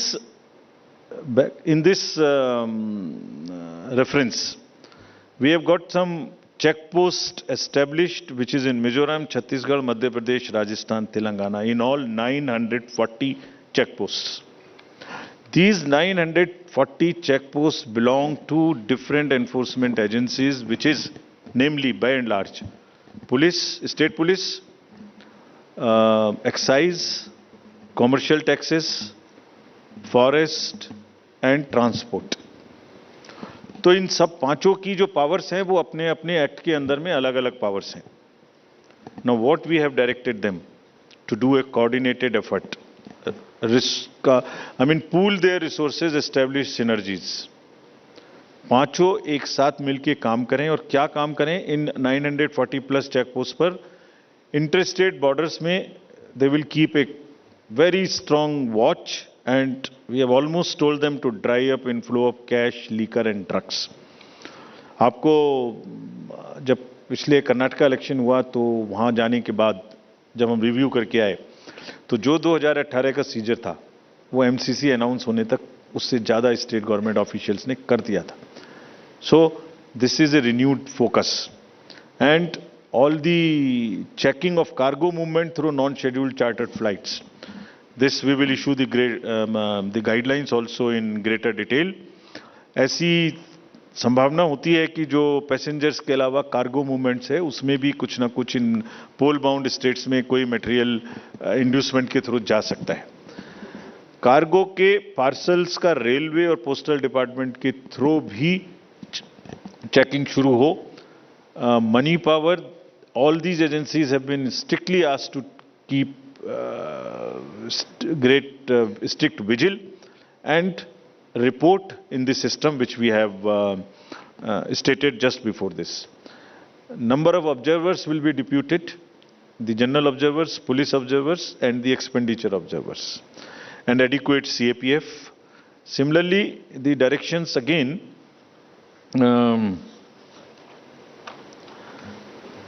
at the polling stations, wherever necessary, we will keep the female staff to check impersonation. We will keep polling parties to move only in the official vehicles, ताकि जैसे पिछले चुनाव में एक आध जगह एक private vehicle में बैठ गए थे उस तरह की घटना ना हो. ये भी कहा गया है स्पेसिफिकली कि वोटर इंफॉर्मेशन स्लिप्स को चुनाव से कम ऐसा नहीं कि पहले दिन या दूसरे दिन में ही दें, एक आध हफ्ता पहले कम से कम जरूर बांट दें, so that people can know which booth, which place. Though we request them to check that much in advance on the voter helpline app. नया एक और चेंज इस बार किया गया है because of the experience which we had in certain states. जो polling personal हैं उनको पोस्टल बैलेट मिलता था और पोस्टल बैलेट मिलने के बाद वो उसको घर ले जा सकते थे और कभी भी बाई पोस्ट भेज सकते थे till the date of counting. That's the standard practice for the postal ballot. It has been changed now. ये इसलिए कि बहुत सारे पोलिंग पर्सनल्स कुछ स्टेट में कंबाइन होके पोस्ट पोल अपनी कोई न्यूसेंस वैल्यू क्रिएट करते हैं, बिकॉज मार्जिन्स बहुत कम होते हैं, तो अगर 100, 200, 400 लोग भी मिल जाएं तो वो इन्फ्लुएंस कर सकते हैं. So this could be A post pole opportunity for some to influence the voters or influence the results. Therefore, all of them now onwards in all the elections will vote only at the facilitation center when they come for training. This is before, so this will be physically collected and the postal ballot facility is available in the same sense but at the facilitation center. Next, now coming to friends after mentioning that we are focusing far more on the inducement-free elections, because money power is one thing which we want to restrict. We now will come to the schedule which you are awaiting, state by state. And now to start with from the Mizoram, the date of poll will be 7th November and date of counting would be 3rd, which is common of course for all these states, and elections in all these states would be completed by 5th of December. So date of poll is 7th November. Similarly, in case of Chhattisgarh, the elections would be in 2 phases. The date of poll would be 7th November and 17th November. The nominations after Mizoram for the first phase of the Chhattisgarh would happen on 20th, the 13th, and the last date would be 20th. Date of poll being 7th November, and for phase 2, 17th November. In Madhya Pradesh, this coincides with the second phase of Chhattisgarh, and date of poll would be 7th November. So, first Mizoram and the first phase of Chhattisgarh, then second phase of Chhattisgarh, and one phase in Madhya Pradesh. Thereafter, Rajasthan, where the date of poll will be 23rd November in one phase entirely in Rajasthan. The date of issue of Gazette notification would be 30th October and date of counting for everyone being 3rd of December. Telangana would go last to the poll and date of poll is 30th November with the date of issue of Gazette notification being 3rd of November. And the entire election process would be complete by 5th of December. So this is what is the schedule. And again, I request all of you, through all of you, to all the voters to please come and exercise in the festival of democracy in a true sense. Thank you very much. Thank you. Thank you for those detailed remarks, sir. Just hold on. Just hold on. Floor is open for questions. Don't stand up. Just keep sitting and just put up your hands and I'll direct the micer to come to you.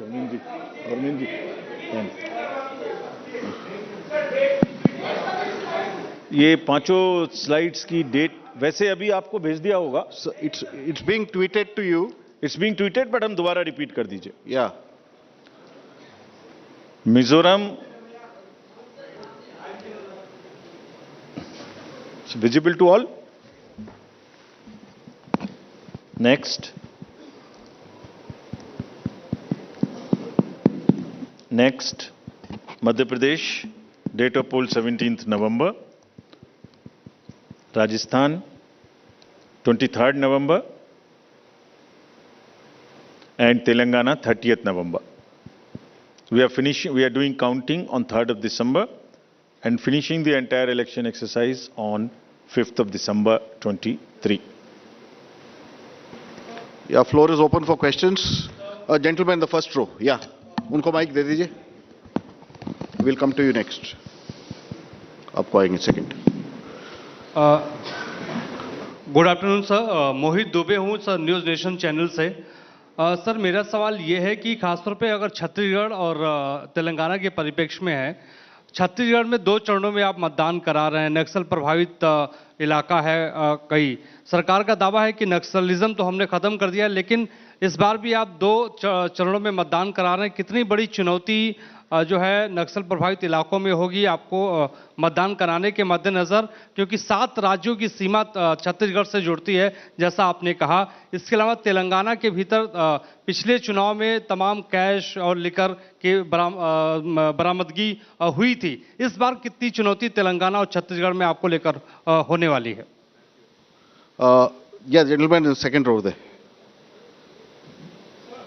Yeah, mic is coming to you, just wait. Yeah. Sir मैं श्रीकांत भाटिया हूं, संवाद Sindhi newspaper और हमारी नज़र news channel है. Sir ये आचार संहिता के जो उल्लंघन होते हैं इलेक्शंस में, देखा गया है कि कोई एक्शन नहीं होता, सिर्फ आचार संहिता उल्लंघन के केस दर्ज हो जाते हैं. तो सर कोई आपके पास डेटा है कि लास्ट इलेक्शन में आचार संहिता उल्लंघन में क्या लीगल एक्शन लिया गया कैंडिडेट के खिलाफ? और पॉलिटिकल, एक छोटा सवाल सर, आपने कहा कि जो कैंडिडेट पैसा खर्च करता है उसका रिकॉर्ड यहाँ रखा जाएगा। क्या वो रिकॉर्ड आम पब्लिक देख सकती है कि किस कैंडिडेट ने इलेक्शन में और किस पार्टी ने कितना पैसा खर्च किया? Yeah, gentleman in the second row there, in the middle of that row, please.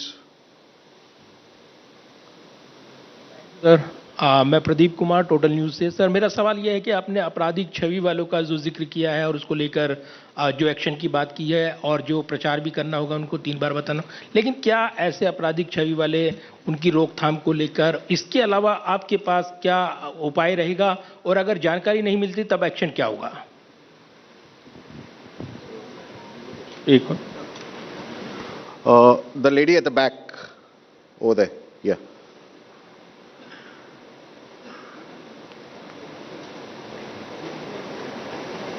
Yeah, give it to the lady, yeah.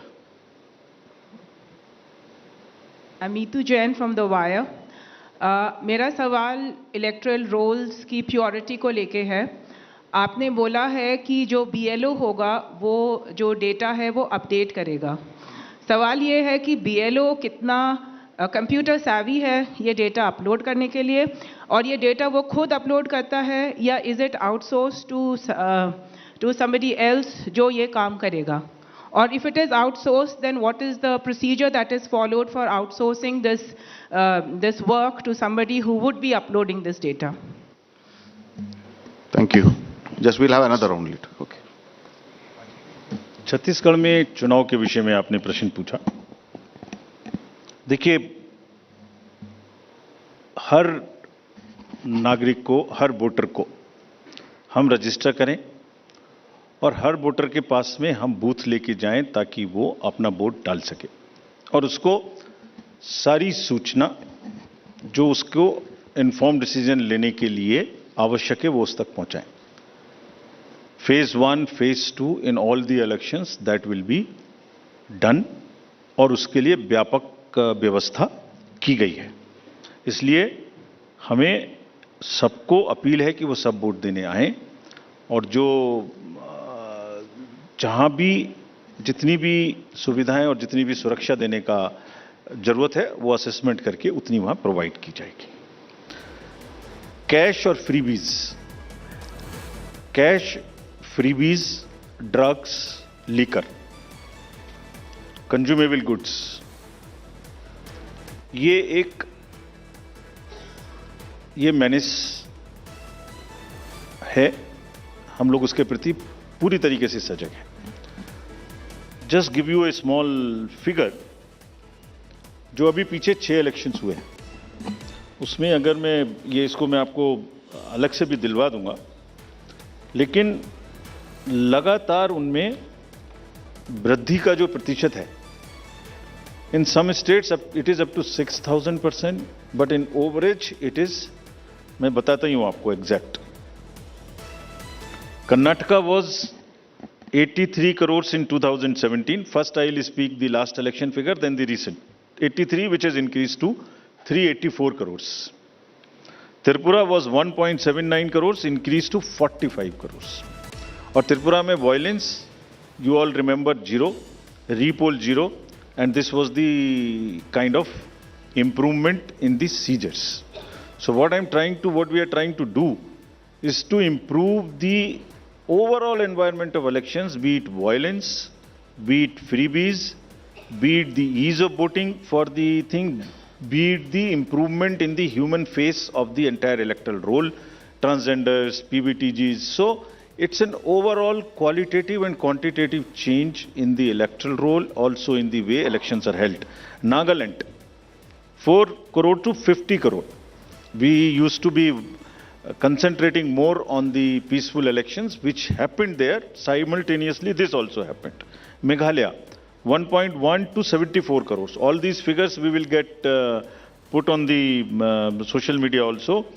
Gujarat, 27 crores to 800 crores. We caught huge drugs factory. Similarly in UP elections it was caught through the seas. HP, 9 crore to 57. Uttarakhand, 6 to 18. So, likewise, in all these states, and therefore, our very strict very strict instructions to all the enforcement agencies, and we mean business. We have told them. It is not that हमने बोला और हम बोल के उनको वापस चले आए, नहीं. Railways, airports, private. All right, so the poll dates have been announced. The Election Commission sounding the poll bugle. Let's quickly get you the latest that has been announced by the Election Commission, giving out the poll dates for 5 states going into election. Let's start with the state of Mizoram, 7th November. Chhattisgarh, the only state of the 5 which is going to have a 2-phase election, understandably, on the sensitive areas where Chhattisgarh is concerned. 7th and 17th November is where Chhattisgarh will go to vote. Rajasthan will go to vote on the 23rd of November. Telangana will go to vote on the 30th of November. Madhya Pradesh will go to vote on the 17th of November. Counting day is the 3rd of December, viewers. All proceedings in terms of electoral process will finish by the 5th of December. So the big counting day is the 3rd of December. To take you through, Rajasthan, 23rd November, will go to polls. Telangana, 30th November. Madhya Pradesh, 17th November. Mizoram, 7th November. Chhattisgarh, a 2-phase election, 7th November. And following on the 17th November, the 2nd phase in Chhattisgarh. Very interesting in terms of the dates. There will be a lot which won't be very happy because it's going to be bang in the festive season. Madhya Pradesh going to vote just days after Diwali. Madhya Pradesh going into elections just days after Diwali, while you have Dussehra, which is going to be on the 23rd of October. But an explosive 1 month planned up ahead, viewers, of what we are looking at in terms of the dates. We're going to cut across to our reporters joining us from all 5 states going into election once again to give you the dates right there. Mizoram, 7th November, Chhattisgarh, 7th and 17th November, only the state to go in for a 2-phase election. Rajasthan, 23rd of November, Telangana, 30th November, Madhya Pradesh, 17th November. Counting day is going to be on the 3rd of December. It's going to be a very quick election. Already today, we are on the 9th of October, and by the 3rd of December, electoral proceedings will come to a close in all 5 states. Let's cut across to our reporters. But viewers, once again, let me take you through on what it looks like in terms of in 2018, what Chhattisgarh looked like. I have with me my colleague Sumi, who's joining us live. Sumi, 2018, it was swept by the Congress, but I want to come across to you in the current context. 2-phase election, what we were expecting. Chhattisgarh will vote on the 7th and the 17th of November. Yes, absolutely. It has always been a 2-phase elections in Chhattisgarh. In fact, as we remember, in 2013 as well, the entire state voted in the month of November, in the 2nd week and the 3rd week of November, and history is repeating itself. In fact, this time around as well, 7th November is going to be the 1st phase of election, and on the 17th November is going to be the 2nd phase of election. There is a 10-day gap because of Diwali as well, and preparations have to take place. Now, in less than 1 month, Chhattisgarh will be voting, and in fact, here, farmers and corruption are going to be major concerns for both the political parties, as they have been extremely vocal. And in fact, the procurement price has also been increased for kodu and kutki, which is also known as millets in Chhattisgarh. Because Chhattisgarh is the only state which is going to see a 2-phase election. To take you through in terms of the region, the rest of the Chhattisgarh will go to vote on the 7th of November is what we are given to understand. The Bastar area, which is the sensitive zone in Chhattisgarh, will vote on the 17th of November. Sumi, understandably, always been a 2-phase election in the state of Chhattisgarh, keeping in mind, areas like the Bastar, even now split, where the rest of Chhattisgarh will vote on the 7th, while Bastar area will vote on the 17th. All right, let's cut across. Sumi, do we still have you? Okay, we've lost Sumi. Let's cut across right now to my colleague Maushmi, who's joining us with reactions as they are filtering in thick and fast. Maushmi, well, all dates have been announced. It's going to begin with Chhattisgarh on the 7th of November alongside Mizoram, two-phase election in Chhattisgarh, then Rajasthan and then Madhya Pradesh. Of course, Madhya Pradesh comes in with a single-phase election on the 17th, 30th Telangana, 23rd Rajasthan. Right. Right, Preeti, you know, this was the big day that all political parties were waiting for. What are the dates going to be like? And we are joined by Govind Dotasra, who is the in charge of, who is the president of Rajasthan. And let's take that reaction to Dotasra साहब straight away.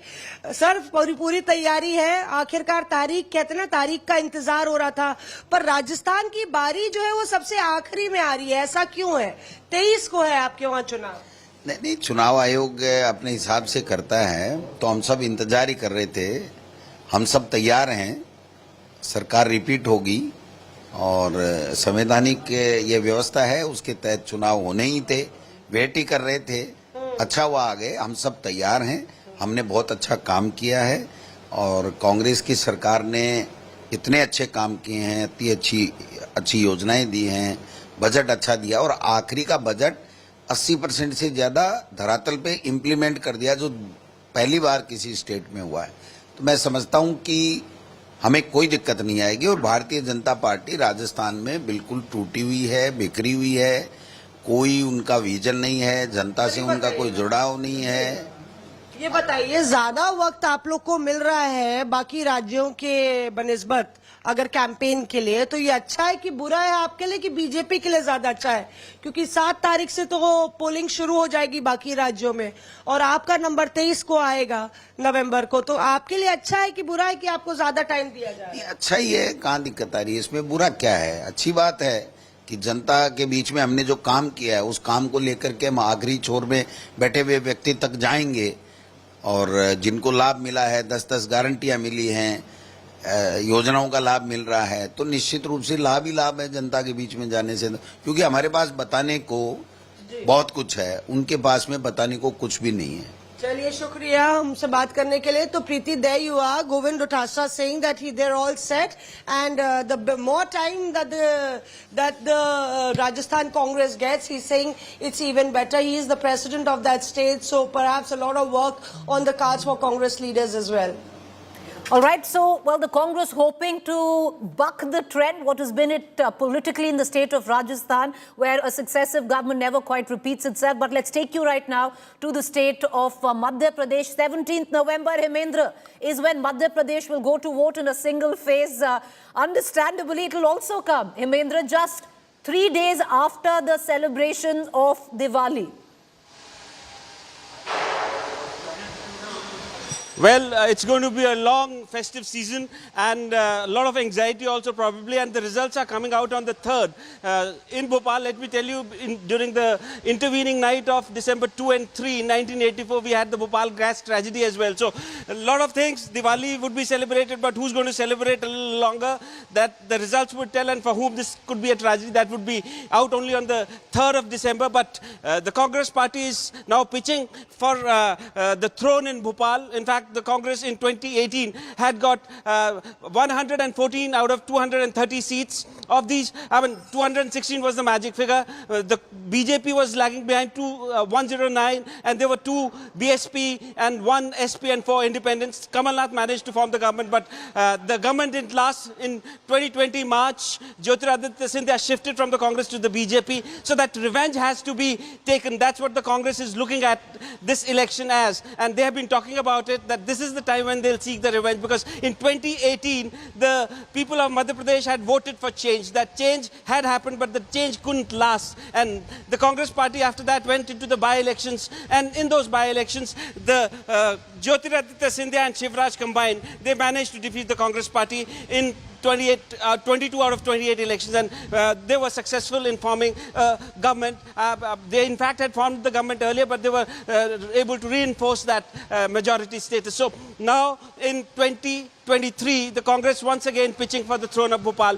Whether the BJP would be able to fight the anti-incumbency, because there has been a 20-year-long anti-incumbency. Barring those 15 months, the Congress, when it ruled Madhya Pradesh, the BJP has been in power, and of those 19 odd years, Chief Well, you're Minister right there, Hemendra, and the Bharatiya Janata Party has done what it takes to try and stem or cull that anti-incumbency, with word coming in that possibly the incumbent Chief Minister, Mr. Shivraj Singh Chauhan, might not even fight the election, or will. Jyotiraditya Scindia also get a ticket from Shivpuri. Sitting 5 MPs have been given tickets to fight state elections, 3 cabinet ministers. Let that just sink in. Okay, from Madhya Pradesh, let's pull into the state of Rajasthan. Rajasthan will poll on the 23rd of November, while 7th is when the other states start going into elections. Chhattisgarh 7th, first phase. Mizoram 7th, first phase. 17th, second phase for Chhattisgarh. And 17th is where Madhya Pradesh will go into vote. But 23rd is when Rajasthan goes into vote. And last will be the state of Telangana. 23rd November, is the D-Day for Rajasthan, to script its own political history. 3rd December is going to be when the results will be known. Oh, absolutely, Preeti, and extremely interesting politics. The way the ground formation has happened, there are several key players: Vasundhara Raje, Sachin Pilot, Ashok Gehlot, and will the BJP be doing a Madhya Pradesh in Rajasthan? Will the likes of Gajendra Singh Shekhawat, Kailash Chaudhary, Arjun Ram Meghwal be asked to contest the Rajasthan polls or not, is something which will be very interesting. Preeti, there are 230 seats in Madhya Pradesh. 2 lists of the BJP are out for Madhya Pradesh. In Rajasthan, there are 200 seats, but not even the first list is out as yet. So the fact that there are several camps within the BJP is not hidden from anyone. Several of us talk about the Gehlot and the Pilot factions as far as the Congress is concerned, but it is not as if everything is rosy within the Rajasthan BJP, and that is perhaps why, Preeti, no specific person has been declared as the party's chief ministerial candidate. The party has made it clear it will be the Kamal Ka Phool, which will be the chehra of the BJP in the run-up to the elections. So all of these key players, and what will the result be? Come 3rd of December, will Vasundhara Raje be trying to ensure that she plays the kingmaker? Will the likes of Sachin Pilot ensure that he has a major say in ticket distribution? All of these factors, Preeti, the Mewar, the Marwar, all of these belts where the Congress has been, has had its stronghold, will they be voting for the Congress? Will the fact that the Sachin Pilot did not get to become a chief minister despite staking his claim time and again, will that hamper the chances of the Congress? Will Ashok Gehlot, if in case, hypothetically speaking, Preeti, the Congress gets 110 seats, will Ashok Gehlot say that he will become the chief minister because it's his policies on the basis of which the Congress has retained power in Rajasthan? Well, it seems as if Pilot in that case may have to do some more waiting. But what happens in future lies in future. But for the time being, it is quite apparent that a lot of hectic activities have ensued in Rajasthan, BJP and Congress, and it is quite clear that it can be a bipolar contest and not perhaps maybe a multipolar contest as it was being earlier speculated. The Aam Aadmi Party does not have much. Well, it is going to be an out-and-out bipolar contest. The Aam Aadmi Party, for all practical reasons, has bowed out of the 3 states that they were eyeing at one point. Some of the states, like the state of Madhya Pradesh, just to keep the cadre energized, is where the Aam Aadmi Party would be fighting that election, but it's a token fight. It's out where this election is concerned. It's going to be a bipolar fight, Dave. But thank you for joining us once again, viewers. We're going to give you the dates out. The Election Commission sounded the poll bugle, and 3rd December is when we will know the results. To break it down, it begins with the state of Mizoram and Chhattisgarh. 7th November is going to be the first phase for Chhattisgarh alongside a single phase for Mizoram. 17th is going to be the second phase, which is the Bastar area, where it comes down to the state of Chhattisgarh. And Madhya Pradesh will vote on the 17th as well. 23rd is going to be the state of Rajasthan, while it will all close with Telangana voting on the 30th. But counting for all 5 states will be on the 3rd of December is when we'll know the results. All of this in terms of the campaigning, electioneering, the voting will happen bang through the festive season where it comes down to the Sera and then on the 13th of November, Diwali. It's going to be festive, all right. With that, a quick break to stay with us to take the coverage from here. Rahul Kamal coming up next.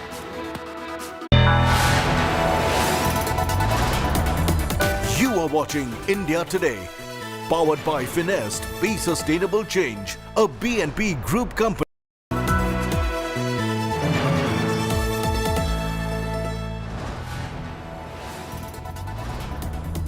You are watching India Today, powered by Finest, Be Sustainable Change, a BNP Group company.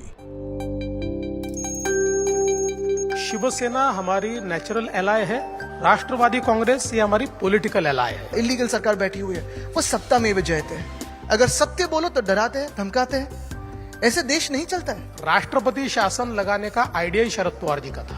No question is going with vision. In 2022 June, the NCP MLAs, all 51, our desire at that time was to join a BJP-led government in Maharashtra. All the allegations made against the NCP were politically motivated.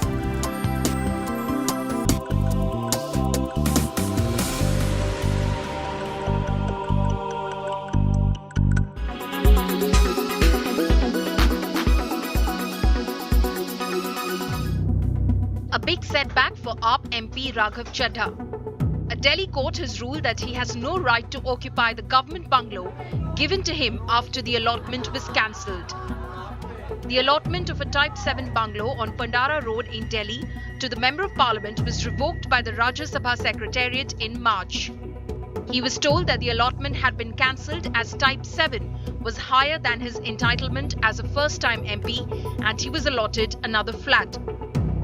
Subsequently, Raghav Chadha approached Delhi's Patiala House Court against the Rajya Sabha Secretariat and got a stay order against the dispossession in April.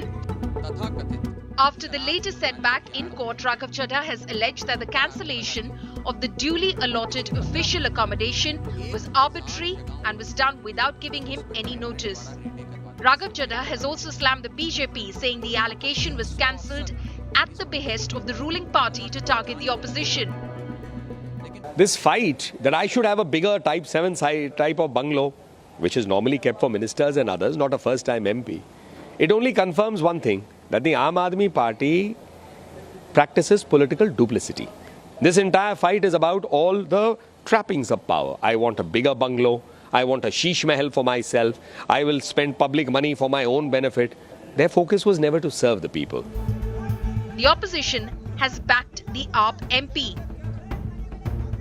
जिस तरीके से राघव चड्ढा को पहले disqualify किया गया parliament से, फिर उनके घर को लेकर उनको वेकेट करने को कहा है, ये दुर्भाग्यपूर्ण है। ये उसी क्रोनोलॉजी है जहाँ पे जो लोग विपक्ष में रहकर बुलंदी से अपनी आवाज़ उठा रहे हैं, उनको सिलेक्टिव टारगेटिंग करना, सस्पेंड कर दें, फिर आप उनके घर ले लें, तो ये गलत है। Raghav Chadha is yet to announce his next move. Bureau Report, India Today.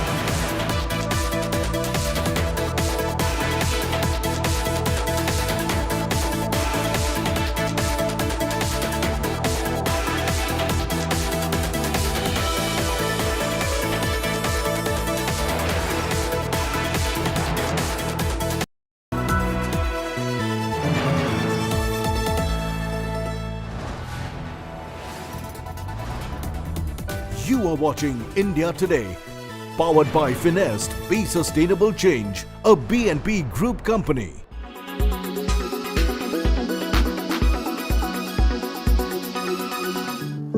So how does AI diagnostics really work? Which are the machines that are being used to predict how well you're really going to be? Now, India today visited some of these labs across the country that are predicting how well you will be in the near future. They are doing these scans and these tests, studying data, and data analytics really is at the heart of predictive analysis. Take a look at this report.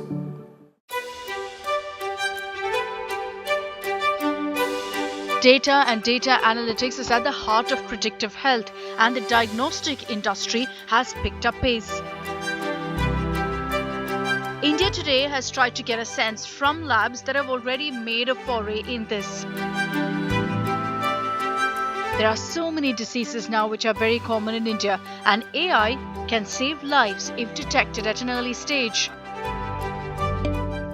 The topmost is cancer. Breast cancer is one of the most common types of cancer in women and is highly treatable if detected early. The survival rate is 99% if it's found early and treated. Many women have history of breast cancer or cervical cancer in the family, and that is the reason that this test, AI mammography, is done. It gives you an indication of your chances of developing cancer in future. You can treat it if detected or diagnosed at an early stage. Noora Lab has introduced AI mammograms or AI supported mammography analysis, which is the best way to see a patient's susceptibility to breast cancer even before symptoms appear. Mammography is the process of using low dose radiation specifically to see the image of the breast tissues and assess breast health. Each breast is examined separately and compressed against the digital detector film to obtain the best quality image for assessment. Very rightly you said that this is a very important thing for any woman to go for this kind of test. But there are two factors. One is in a normal mammography, it's a little bit painless. It's a little bit painful for any woman to get that test done. But the technology, the machine which we are using, it's almost painless. And then with our AI-based technology, we are able to detect any abnormalities 2 years before it can be done by a normal scan. And we are using 3D digital mammography, which is a very advanced technology. So we always encourage that since it is a almost painless process and it can help any woman to get rid of these diseases at the early stage. So I agree, this is very important and we should try to increase awareness amongst women as much as possible. AI experts say that they can revolutionize diagnosis and breast cancer treatment. Researchers also found that AI-supported screening resulted in cancer detection rate of 6 per 1,000 screened women compared to 5 per 1,000 for standard double reading without AI.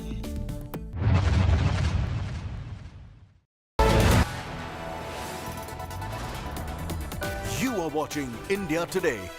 Powered by Finest, Be Sustainable Change, a BNP Group company.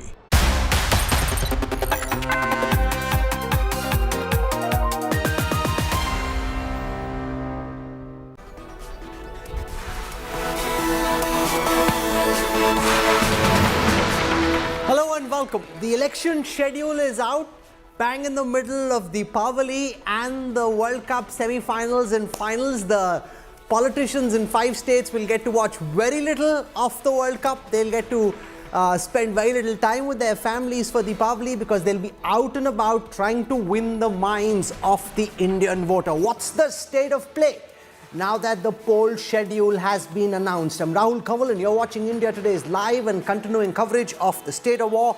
Let's take you through the headlines.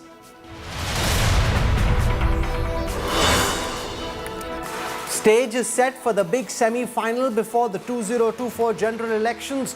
Poll dates for 5 states out. Madhya Pradesh votes on the 17th of November, Rajasthan on the 23rd. 2-phase polls for Chhattisgarh on the 7th and 17th of November. Voting day for Telangana will be the 30th of November, Mizoram the 7th of November. Counting day is the 3rd of December.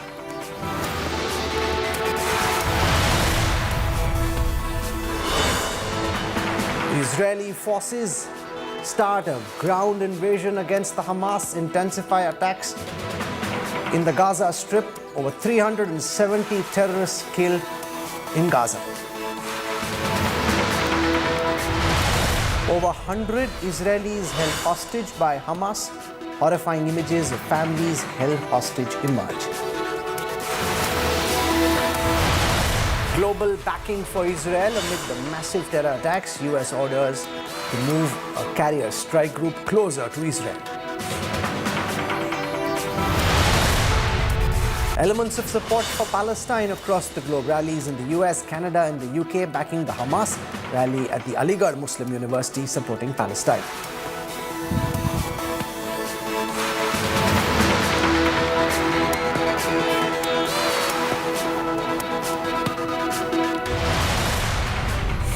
As terror attacks on Israel intensify, India Today is the only Indian channel reporting from the war zone. Fearless reportage, exclusive ground reports from Gaurav Sawant and Ashutosh Mishra. The information that is coming out, that people were massacred, people were abducted, people were taken across, and it's only now that the army has been able to come in large number, reservists have been called in.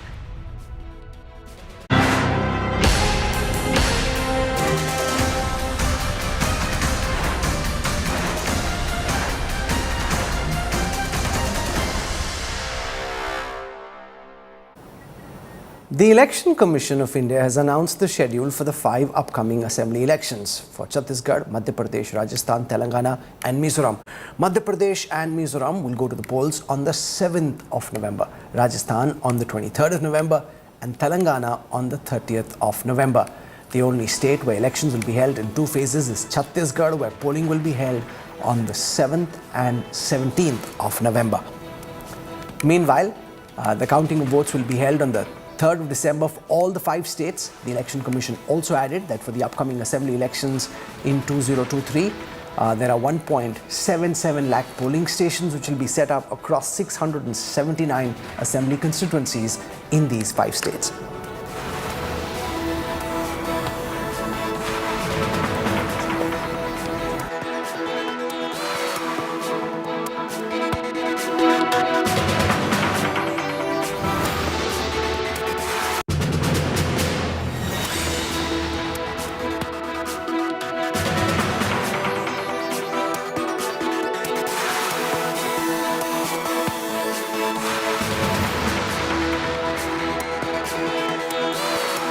To Hemendra Sharma, he joins us from Bhopal. Jai Kishan joins us from Jaipur. Hemendra, to you first. The dates of polling have been announced in a way that it's bang in the middle of the World Cup schedule, very close to Deepavali. What are the initial set of reactions that you're picking up from Madhya Pradesh after the announcement of the election schedule? Well, 17th is the date for Madhya Pradesh and only 39 days are left. The BJP has got the first move advantage in the sense that they have already released 2 lists. 79 candidates have already been announced. The Congress party has yet to announce their candidates, and it's being expected that they would come out with their first list on the 15th after the Pitru Paksha or the Shraddh period is over. So it will be just about a month that the Congress party would have with it to campaign, and the BJP also has to come out with its remaining list. But in Madhya Pradesh, as we know, in 2018, the Congress party managed to get power in Bhopal, managed to get inside the CM house in Bhopal, but that the government of Kamal Nath could not last long. Only for 15 months the government survived, and after that Jyotiraditya shifted to the BJP, and the BJP was once again passed. So the Bharatiya Janata Party is facing anti-incumbency in the sense that out of the 20 years, the BJP has been in power in the state for 19 years, and of these 19 years, Shivraj Singh Chauhan has been at the helm for almost 18 years. So the BJP is trying to put its best foot forward, claiming that they have put the best candidates. 7 sitting members of parliament have been fielded. These include 3 union ministers, and also National General Secretary Kailash Vijayvargiya has been fielded in the first 2 lists. More surprises are expected elected. And also there is a buzz going around in Bhopal that Chief Minister Shivraj Singh Chauhan might not even contest elections because he's going around to his Budni constituency asking people whether he should contest elections at the first place or not, and if he's contesting elections, if he should contest elections from Budni or not. So there are these speculations. Also the speculation going around, the buzz going around is that the Shivpuri seat has been vacated by one of the Scindia family members, and Jyotiraditya Scindia could be fielded from there. So interesting days ahead, even though the World Cup is going on and also Diwali is scheduled in between. But this festival that comes every 5 years, I suppose is more exciting. Okay, let's go across to Jai Kishan. He joins us from Jaipur in Madhya Pradesh. We've seen the BJP put up a list of candidates twice over. In Rajasthan, give our viewers a sense of your understanding of the state of play. Will we see senior BJP ministers and MPs from Rajasthan also likely be fielded in the assembly elections? Jai Kishan? Yes, Rahul, definitely many senior leaders of Bharatiya Janata Party, including some central ministers and central leaders, which includes Dr. Kirodi Lal Meena. He might contest election. He's a Rajya Sabha MP and a prominent leader in eastern Rajasthan, where BJP performed badly in last election. Out of 28, BJP only won one seat, in that was in Dholpur. Shobha Rani Kushwaha, and she has joined Congress now. So all the seats are with Congress party right now. So BJP may field Dr. Kirodi Lal Meena because he has its impact of the Meena vote bank on 13 seats as of Dausa, Mahua, Karauli, Hindon city and other cities. Now coming back to other leaders, Diya Kumari, Rajsamand member of parliament, she may contest elections from Jaipur city, old city, it may be Kishanpol or Amer. Then it comes to the third seat, which is again one of the most prominent seats, Jodhpur, Sardarpura, Gajendra Singh Shekhawat. He may contest from Pokhran or Sardarpura, which is bastion of Chief Minister Ashok Gehlot. And what we have been hearing from sources is that Vasundhara Raja, along contesting from Jhalra Patan, she may contest from Sardarpura, which is bastion of Chief Minister Ashok Gehlot. Arjun Ram Meghwal, Union Minister, he is also likely to contest election from one of the seats from Bikaner, specifically Khajuwala. He comes from the Dalit community, and the Khajuwala seat is dominated by the Dalit voters. Around 52% voters in that particular constituency are Dalit voters. So Arjun Ram Meghwal is Union Law Minister. He may contest from this particular seat. Other than that, Ram Kumar Kaswa, Balak Nath from Alwar, he is member of parliament from Alwar. He may also contest from Alwar West. So these are the prominent leaders, prominent member of parliaments from Rajasthan who may contest elections in the coming time. And very shortly, what we have been picking is that on the first day of Navratra, after the Shraddh Paksh, and BJP may declare its first set of list. But see, in Rajasthan, neither Congress nor BJP has declared their candidates because both the parties have been hit by factionalism. On one hand, there is Congress, who has two factions of Sachin Pilot and Ashok Gehlot. In BJP, there are factions of Vasundhara Raje, Rajendra Rathod, Gajendra Singh Shekhawat, Arjun Ram Meghwal, and as well as there is a silent group of leaders in Delhi, which is dominated by Lok Sabha Speaker Om Birla. CP Joshi, the present BJP president, is said to be of Om Birla, and it was Birla's choice, after which CP Joshi was made president. So BJP is also hit by factionalism. The Vasundhara Raje camp MLAs are unsure whether they will get tickets or not. On the other hand, so I want to go across to VD Sharma, the state president of the Bharatiya Janata Party in Madhya Pradesh. He's speaking to our colleague right now, and we'll just try and listen in on the BJP's preparations for the Madhya Pradesh election, where two sets of candidates have been announced. Two lists have been put out. Let's listen to Ravish Kumar. Sharma ji, चुनाव की तारीखों का ऐलान हो गया है. VD जी, 17 नवंबर को मध्य प्रदेश भाजपा कितनी तैयार? मैं चुनाव आयोग को धन्यवाद करता हूं कि 17 नवंबर की तारीख मध्य प्रदेश को दी है. ये ऐतिहासिक दिन होगा मध्य प्रदेश के लिए, और भारतीय जनता पार्टी का एक एक कार्यकर्ता, 64,523 बूथों पर कार्यकर्ता चुनावी मैदान में उतर गया है. और 17 तारीख को वो इतिहास बनाएगा इस मध्य प्रदेश के अंदर, क्योंकि माननीय प्रधानमंत्री मोदी जी के नेतृत्व में मध्य प्रदेश की हमारी सरकार ने, हमारे मुख्यमंत्री के नेतृत्व में जो काम किया है, ये काम विकास और गरीब कल्याण के आधार पर इस चुनाव में भारतीय जनता पार्टी ऐतिहासिक बहुमत से विजयश्री हासिल करेगी। मैं मध्य प्रदेश की जनता से अपील भी करता हूं कि विकास और गरीब कल्याण की ये लगातार सतत जारी रहे। इसके लिए जनता जनार्दन पुनः भारतीय जनता पार्टी को फिर इस बार भाजपा सरकार को आज मत देने का काम भारतीय जनता जनार्दन करेगी, ये मेरे पूर्ण विश्वास। लेकिन 7 तारीख बहुत जल्दी कर दी, राजस्थान वगैरह में तो बहुत लेट है। अरे देखिए, कोई तारीख लेट नहीं होती है, सब तारीखें अच्छी होती हैं, समय है। और भारतीय जनता पार्टी तो 365 दिन 24 घंटे काम करती है, तो इसलिए 365 दिन 24 घंटे में भारतीय जनता पार्टी इतिहास बनाएगी। कितनी सीट? अब की बार भारतीय जनता पार्टी की सरकार सर्वाधिक अभी तक की सीटें भाजपा जीतेगी। कांग्रेस के नाम का पता है, आपको क्या लगता है? खेल खत्म है, ये अभी तक घोषणा नहीं कर पाए। तो ये थे मध्य प्रदेश भाजपा के अध्यक्ष वी डी शर्मा, जिन्होंने आज तक से एक्सक्लूसिव बातचीत की है मध्य प्रदेश और मध्य प्रदेश समेत तमाम चुनावी राज्यों में चुनाव की तारीखों के ऐलान के बाद। कैमरामैन अमरीश के साथ रवीश पाल सिंह, भोपाल, आज तक। Okay, that's the BJP Madhya Pradesh president talking about the party's preparedness. Remember, you've got a chief minister who is highly unsettled at this time. He himself not certain of whether he'll be contesting, where will he be contesting from. Multiple other leaders have been put in the fray. RP Singh from the Bharatiya Janata Party now joins us. We've also got Sujata Pal from the Congress. I want to go across to Sardar RP Singh first. Let's start with Madhya Pradesh because, make no mistake, that's the biggest state in contention in this assembly election. Now, when you've got a chief minister who's going around asking people should he contest, very clearly it's not certain whether or not he's going to contest. He himself is a bit unsettled, and therefore does that then make things complicated as you go in? The man at the helm of the BJP ship in Madhya Pradesh uncertain of his own future, RP Singh. Well, that's your perspective that he's unsettled or he is not very sure. He is very sure and he's going to be contesting election and will be the chief minister's face also. Be sure on this. And also, that can be part of his political strategy that he's asking people whether I should contest or not. I mean, just to provoke people to ask him to contest, and there's a way to take further the political agenda. So this can be part of this political strategy, but you should not think at all that he is not contesting or he is in doldrums. I mean, he is surely going to contest and he is going to the chief minister's face also. Okay, I want to go across to Sumi Rajapan. She is with Dr. Raman Singh, the former chief minister of Chhattisgarh. Let's listen to the Chhattisgarh chief minister from the Bharatiya Janata Party.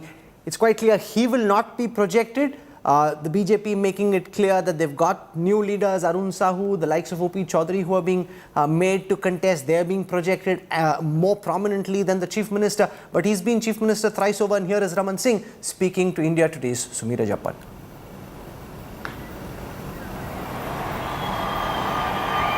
और भारत का सूर्य पूरे विश्व भर में एक नई। Okay, I'm told that there's some connectivity issues with that line from Raipur. Give us a moment. We will go back to that. In the meanwhile, let me go across to Sujata because we haven't seen the Congress put out its list of candidates yet. Whether it is Chhattisgarh or Madhya Pradesh, the BJP has stolen an edge. In Karnataka, one of the reasons why the Congress's campaign gained some momentum was because you were able to clarify much earlier than the BJP who your candidates would be. Why is the Congress not being able to declare its candidates for these assembly elections? There's nothing like that, Rahul, because every state is different. But as far as the 5 states that we are going into, we know very well what the people of this country are looking at and what they are. What they have felt, because in Madhya Pradesh you saw how the government was brought down, and I'm really amused by the BJP president of the state of Madhya Pradesh saying that we are going to come back. No, the last time you did not get as many seats as we did. We formed the government and you brought the government down, and this time they are having to field 8 of their MPs. That itself shows that they are in a bad state, and that is why this time it is not on the name of Mr. Modi that they are going to contest elections. Whereas as far as the Congress party is concerned, we've been with people, and on a recent visit to the state of Madhya Pradesh, I also saw how the women groups were really upset with the way things were happening, whether it was the self-help groups or the Anganwadi workers or the Asha workers. The youth of Madhya Pradesh have been under attack by this government. They don't have any jobs. And Mr. R.P. Singh saying that this could be part of the strategy that Mr. Chauhan is asking whether he should contest. He should also answer why is it that Mr. Kailash Vijayvargiya has been saying I'm not interested in contesting elections, but he is being forced to contest elections. And if you're having to bring in your parliamentarians, you're making a Sardar R.P. Singh, when Kailash Vijayvargiya goes around on camera speaking to the press, speaking to his own supporters, saying "Mera man to nahi tha contest karne ka," what's the message that's being sent out? Because you fielded him. It's like, if I look at the cricket match yesterday, it's like sending somebody out to bat and that batsman saying, "Meko to batting karne ka man nahi tha, lekin jabardasti karke bhej diya gaya." It doesn't convey the right kind of energy and message. Well, Rahul, at times reluctance is also a part of poll strategy, and then it pushes people to vote for you. I mean, let's understand this. I mean, don't underestimate Kailash Vijayvargiya. He's a very old hand and a very seasoned person. So whatever he is saying, he will be saying with a right intention and with a calibrated plan. Okay, we're getting some reactions from Jyotiraditya Scindia, Union Minister. He comes from the Gwalior-Chambal belt. Many of his supporters switched over from the Congress to the BJP, a show of strength for him, and also his own political pride at stake in the Madhya Pradesh elections this time round. Let's listen to Jyotiraditya Scindia. सबसे बड़ा दान और सबसे बड़ा हक मतदान का होता है और मुझे पूरा विश्वास है कि हमारे पांचों प्रदेश के मतदाता भगवान स्वरूप होता है। उनका विकास और प्रगति के प्रति, देश के वर्चस्व के प्रति, प्रधानमंत्री जी के नेतृत्व में भारतीय जनता पार्टी की सेवा, सुशासन और गरीब कल्याण की नीति के आधार पर पूर्ण आशीर्वाद भारतीय जनता पार्टी के साथ रहेगी। राजस्थान में हमने अपने 3 कैंडिडेट्स का तो अनाउंस कर चुके हैं और तेलंगाना का भी अनकरीब में कर देंगे और हम पूरा ताउन करेंगे कि इलेक्शन पीसफुल हो और सही इलेक्शन स्पिरिट में हो। हमने ये बात जब इलेक्शन कमिश्नर ऑफ इंडिया के तीनों कमिश्नर आए थे, चीफ इलेक्शन कमिश्नर से भी हमने ये कहा था कि हमारी पार्टी की तरफ से पूरा ताउन होगा और हम चाहेंगे कि इलेक्शन फ्री एंड फेयर हो। Go across to Madhya Pradesh, Chief Minister Shivraj Singh Chauhan. He's speaking at this moment. Let's listen to what he has to say. जो प्रदेश का और जनता का भविष्य तय करती है, तो सभी मतदाता भाई और बहन इस चुनाव में बढ़ चढ़कर भाग लें, उत्साह के साथ भाग लें। मैं राजनीतिक दलों से ये अपील करना चाहता हूँ कि मध्य प्रदेश शांति का टापू है, शालीनता का प्रतीक है। इसलिए चुनाव हम जरूर लड़ें, लेकिन चुनाव लड़ते समय हम व्यक्तिगत आरोप, प्रत्यारोप उनसे बचें। ये शत्रुता नहीं है, तो विचारधाराओं का संघर्ष है। कौन सी पार्टी आनी चाहिए, सब शालीनता के साथ बड़प्पन से अपनी अपनी बात कहे, सरकार अपनी बात कहे, प्रतिपक्ष अपनी बात कहे और बहुत अच्छे माहौल में मध्य प्रदेश का चुनाव हो। ये मेरी सबसे कैसा रहेगा? That's the Madhya Pradesh Chief Minister. I want to go across to Aishwarya Paliwal, who's reporting from the Election Commission office. Aishwarya, this was always going to be tricky for the Election Commission to schedule. There's Dussehra, there's Diwali, there is the World Cup semi-final, finals. You have to find these dates in the midst of everything else that's happening. You've been speaking to your sources in the Election Commission. What are they telling you about their rationale and their thinking in the schedule that's actually been laid out? Well, one of the things, Rahul, that the Election Commission made sure of was to, make sure that the security arrangements, because that has been a big problem for them. In fact, the Election Commission has now also made separate teams to keep an eye on social media. So all those things were being kept in the mind, and the Commission also very clearly knew that they need to complete the elections by the first week of December. So keeping all these things in mind, the schedule has been made. Separate teams, in fact, fact-finding teams, Rahul, this time have been made inside the Election Commission. They will be making sure that the parties and the candidates do not flout any MCC rules, not only on the ground but also on social media this time. Rahul. Okay, it's interesting that they're saying that. Whether or not social media rules are flouted, we will see in some time. What we're going to do right now is slip into a very quick break. When we come back, we'll have a lot more for you.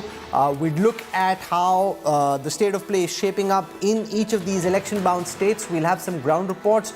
We'll also look at what the data is telling us about how things are poised at this moment. Remember, through the political stock exchange, India Today is tracking every change in voter mood in all the election-bound states. And that depth of analysis, insights available only through our reportage and coverage on India Today will continue on the other side of a very quick break. Back in a moment. Stay with us.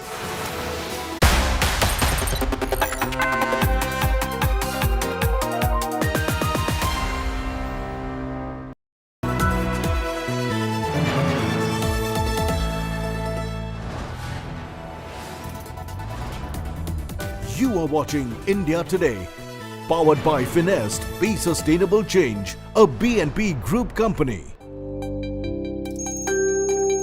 Shiv Sena हमारी natural alloy है, राष्ट्रवादी कांग्रेस ये हमारी political alloy है। Illegal सरकार बैठी हुई है, वो सत्ता में विजयते हैं। अगर सत्य बोलो तो डराते हैं, धमकाते हैं। ऐसे देश नहीं चलता है। राष्ट्रपति शासन लगाने का आइडिया ही शरद पवार जी का था। No question is very easy. In 2022 June, the NCP MLAs, all 51, our desire at that time was to join a BJP-led government in Maharashtra. All the allegations made against the NCP were politically motivated.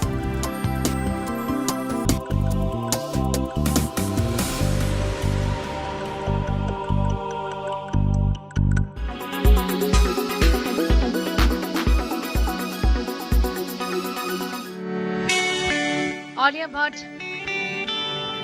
Katrina Kaif, Tamanna Bhatia, and many more.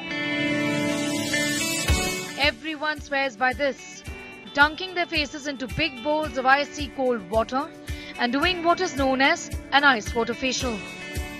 The idea, get rid of puffiness and get a glowing skin. Reduction in the puffiness of eyes, puffiness of face, pores become smaller, redness gets lesser, the burning sensation on the face can be reduced, and also that flushed feeling gets a little lesser. From reducing inflammation to dealing with open pores, this is the latest beauty hack, and celebrities swear it has helped them achieve a glowing skin. So how does this work? When you apply ice to your skin, it narrows blood vessels, toning up the face. There's a little bit of vasoconstrictions, that is reduction in the blood flow, which makes a face less flushed, so it looks less red. That burning sensation gets calmer because the nerve.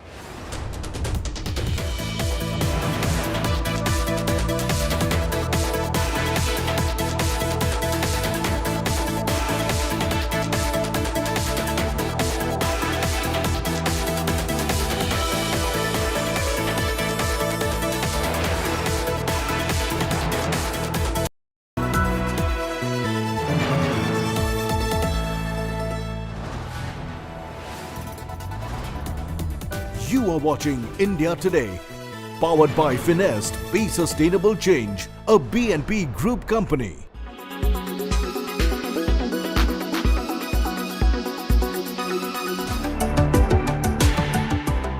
While the Hollywood loves some of the ice clinical, medical grade skincare, it is a luxury buy for your skin due to the high price points. Fire and Ice Facial is trending too. Follow this process. Always cleanse, treat, heal and protect. That's so 2023. Speaking of protect, sunscreen is super important. The ones with silicone with the PA plus, that is 4 pluses are key. A more powerful PA means your sunscreen is also equally powerful. So if you are buying a PA triple plus or PA 4 times plus, it means your sunscreen is giving you optimal safety against UV rays. But hang on, a sunscreen is not just enough. What about the blue lights? These cause severe damage and age the skin. Hence, you can add a blue light protector just before your sunblock, like a Caro oil. That is Skincare 2023 for you. The carrot oil or the Caro also has antioxidant properties for anti-aging, for smoothing the skin, for improving the quality, the texture, the shine in the skin. And it beautifully blends with this, is absorbed by the skin and cuts the blue light.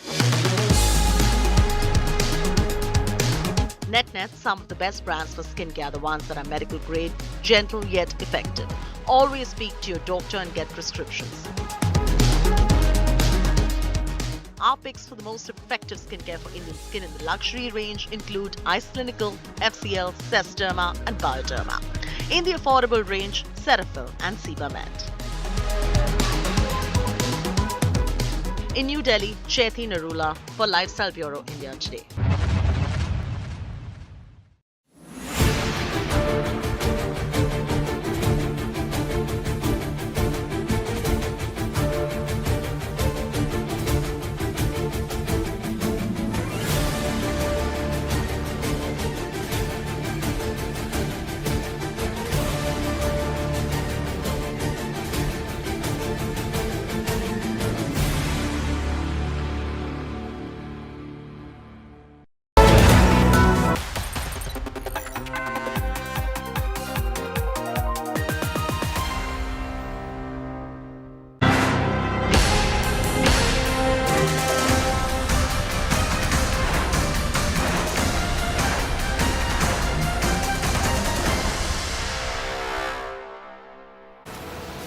In case you're just tuning in, let's take you through the poll schedule that's been put out by the Election Commission in a press conference this afternoon. The Election Commission has announced that the first phase of elections in Chhattisgarh will be held on the 7th of November, then the 17th of November. On the 7th of November, you'll have 20 seats. On the 17th, the remaining 70 seats will go to polls.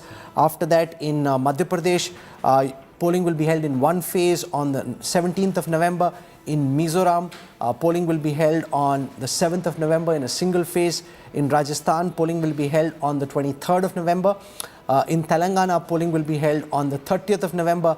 Counting for all these states will be held on the 3rd of December. So 3rd of December becomes the big day. Remember, Diwali this year is on the 12th of November, the Dussehra on the 24th of October, the World Cup semi-finals, the first one on the 15th of November in Mumbai, the second one on the 16th of November in Kolkata. So if the second semi-final goes into a reserve day for any reason, that will clash with the Madhya Pradesh elections and also the elections in the second phase of Chhattisgarh. So all those permutations and combinations, a very complex, delicate balancing act this by the Election Commission. I want to go across to Gajendra Singh Shekhawat, senior BJP leader from Rajasthan, Union Cabinet Minister, speaking at this time to my colleague Himanshu Mishra.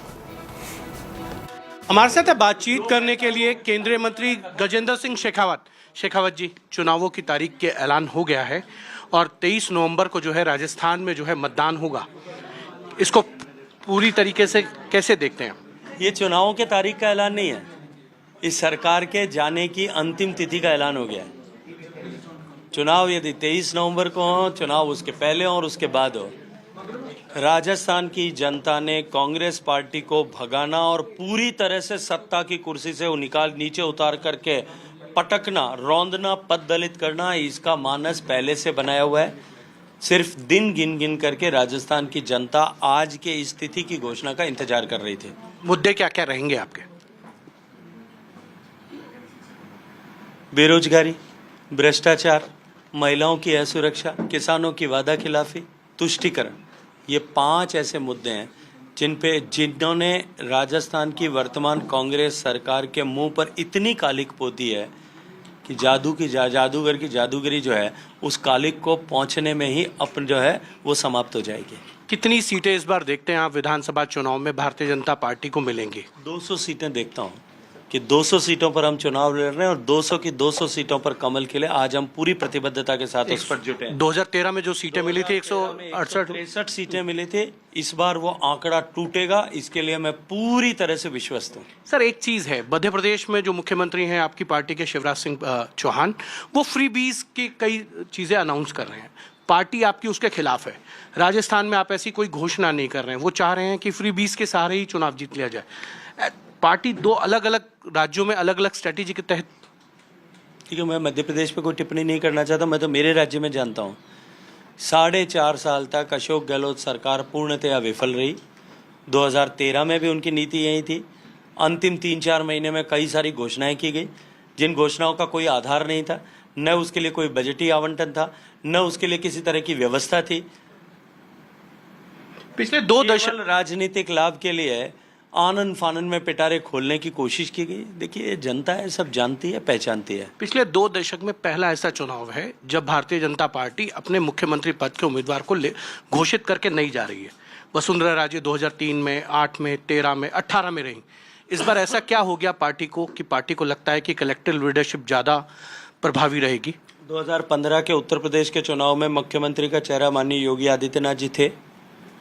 17 का sir, लेकिन अलग strategy थी। मैंने राजस्थान की, हर बार राजस्थान में एक ही strategy रही आवश्यक है? स्ट्रेटेजी परिस्थितियां, हालात, व्यवस्थाओं के तहत बदलती रहती हैं। एक अंतिम सवाल आपसे, मध्य प्रदेश में क्योंकि 7 सांसदों को चुनाव लड़ाया गया, उनमें 3 मंत्री हैं, क्या ये माना जाए गजेंद्र सिंह शेखावत इस बार विधानसभा में जो है अपनी ताल ठोकेंगे? वो जो 7 मंत्रियों को चुनाव लड़ाया गया है, माननीय नरेंद्र सिंह जी तोमर, आदरणीय प्रहलाद सिंह जी पटेल, इन 7 में से किसका ये व्यक्तिगत निर्णय था? पार्टी का। किसी का व्यक्तिगत निर्णय नहीं था, पार्टी का निर्णय था, पार्टी के आला कमान का निर्णय था, पार्टी के पार्लियामेंट्री बोर्ड का निर्णय था। Let the parliamentary board decide. आप और मैं दोनों उसकी चिंता क्यों कर रहे हैं? पार्लियामेंट्री बोर्ड जब निर्णय कर लेगा, जो निर्णय करेगा, हम सब लोग मिलकर के उसके लिए कहेगी कि सरदारपुरा शहर सीट से अगर आपको लड़ना है अशोक गहलोत के खिलाफ, तो आप तैयार हैं? मुझे नहीं, राजस्थान भारतीय जनता पार्टी के परिवार में 1 करोड़ लोग हैं जो राजस्थान भारतीय जनता पार्टी में प्राथमिक सदस्य भी हैं, राजस्थान के वोटर हैं। उनमें से किसी को भी अगर पार्टी कहेगी तो वो तैयार होगा और हम सब उसके लिए तैयार होंगे। ये थे Gajendra Singh Shekhawat, cameraman Kripal Singh, Himanshu Mishra. Okay, so let's spend some time trying to understand the state of play in these 5 poll-bound states. I'm joined on India Today at this time by 2 of the country's leading psephologists, Yashwant Deshmukh, who heads up C-Voter. We've got Dr. Sanjay Kumar, who is with CSDS Lokniti. So I want to start with Madhya Pradesh, which is where the biggest elections will be fought, because this is where Kamal Nath and the Congress think that they were wrongly deprived, and therefore they are going all out to try and win Madhya Pradesh back. So we'll spend a few minutes with Madhya Pradesh. I'm calling up on the screen right now the latest opinion poll data by Yashwant Deshmukh's team for Madhya Pradesh, which seems to suggest at this moment, Yashwant, that the Congress has its neck in front, not by very much. Also, the fact that the BJP has come up with the Ladli Bahina scheme, they've reduced the prices of LPG. Some of these freebies, the revadies decried ordinarily by the Prime Minister, seem to have helped the BJP recover some lost ground. That's the state of play at this moment. How do you see the election shape from here in Madhya Pradesh? Yashwant Deshmukh. Well, one thing is sure that we are going to see a lot of keener contests everywhere, Rahul. The number crunching is still going on, so I would like to wait for the final results for me to have a look at them and then comment on them. But largely speaking, when we did the last round, it was very clear that on the few states, the state anti-incumbency sentiment was building up well, barring the state of Chhattisgarh, and that remains to be seen. What is even more important for me to observe and see if there is any different trend that is emerging in Telangana, because post the victory of Congress in Karnataka, they were quite upbeat as far as Telangana state was concerned. Telangana was supposed to be BJP's second state in the south, as their aggression was in the last few years. It remains to be seen how this plays out, whether Congress displaces BJP as the principal opposition, how much damage the TRS gets. So that is also a very important state to observe. And of course, people don't talk about much in the Northeast in the national elections, but Mizoram is all important state to observe. Rajasthan, Madhya Pradesh, Chhattisgarh, these three states will be updating and having a look at that, whether the trends have changed from our last round, okay, or whether they are... So we will have the next round of polling done by C-Voter out across India today in the next few days as Yashwant and his team compile those data sets for us. Sanjay Kumar, on Madhya Pradesh, there is a sense of fatigue which is visible in the numbers with the government of Chief Minister Shivraj Singh. However, after being in power for more than 16 years, it is only inevitable that there will be a certain amount of anti-incumbency. The question is, with all these new ideas, fielding MPs, ministers, trying to shake things up in Madhya Pradesh, whether the BJP will be able to stir the pot enough to get rid of the anti-incumbency, or do you think anti-incumbency is built up to a level that Kamal Nath this time will be able to lead the Congress to power in Madhya Pradesh? What's your reading? Rahul, my own reading is that there is no strong anti-incumbency against Shivraj Singh Chauhan. Yes, but you use the word fatigue. Fatigue is the right word to be used. What is happening, what I see on the ground in Madhya Pradesh.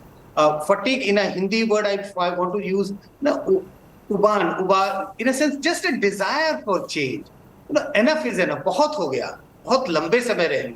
So, but strong anti-incumbency, I strongly differ that there is no strong anti-incumbency, but there is a fatigue and there is a desire among the voters that let's change. It has been too long. And I think Shivraj Singh Chauhan has been able to make a recovery. If I look at what has happened during last 8 to 10 months, if elections were held 1 year ago, I think my own reading was that Congress was much ahead. But I think Shivraj Singh Chauhan has been able to make inroads, make a comeback.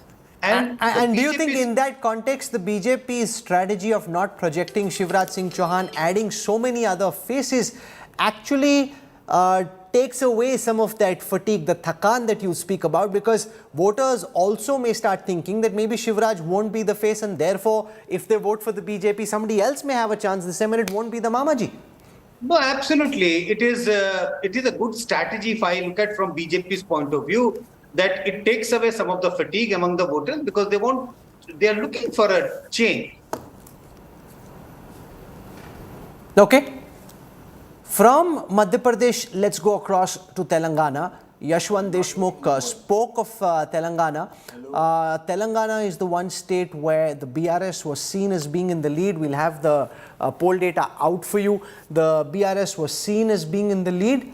However, after the Karnataka victory of the Congress's fortunes have been bolstered, even though current data seems to suggest, Yashwant, that there still is a reasonably substantial gap between the K. Chandrasekhar Rao government and the Congress. Why has the BJP's vote share fallen from where they'd reached in previous polls? And do you think the BRS is likely to be able to maintain the edge enough to go across the finishing line, or is the Congress's campaign gaining adequate momentum to actually be able to beat the BRS? Yashwant? I was not able to hear to your word. There was some audio issues. Can you just repeat the question? So my question, Yashwant, was on Telangana, where it seems, there is visible anti-incumbency against the BRS government. And remember, of the 5 trackers that we're running, the maximum anti-incumbency is visible against the government in Telangana. Point number 2, the BRS still has a pretty substantial edge in the state of Telangana, with the Congress coming in at second, but with a fair 4 to 6% vote share gap. So the question is, will the BRS be able to maintain the lead, or do you think the Congress's campaign is gaining momentum that as we come closer to polling, the Congress may ultimately be able to triumph? Or do you think it's much too late in the day because their campaign really started in all earnest after the Karnataka results came out?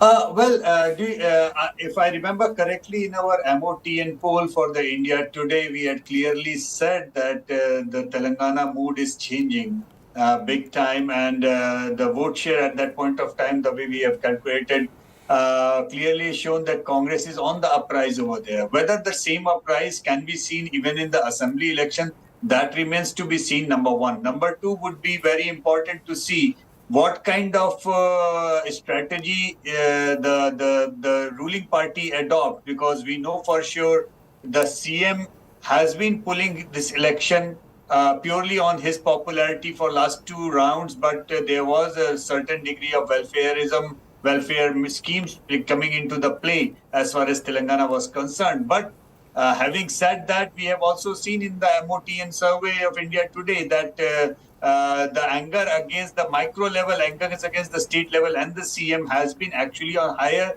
than the anger against at the top. So it was an inverted pyramid of sorts in that way as far as Telangana was concerned, which was coming out to be very different from all other states. Okay, so, and also remember that in Telangana there was a growing sense, as I welcome Shehzad Poonawala of the Bharatiya Janata Party, that the BRS and the BJP were fighting in tandem.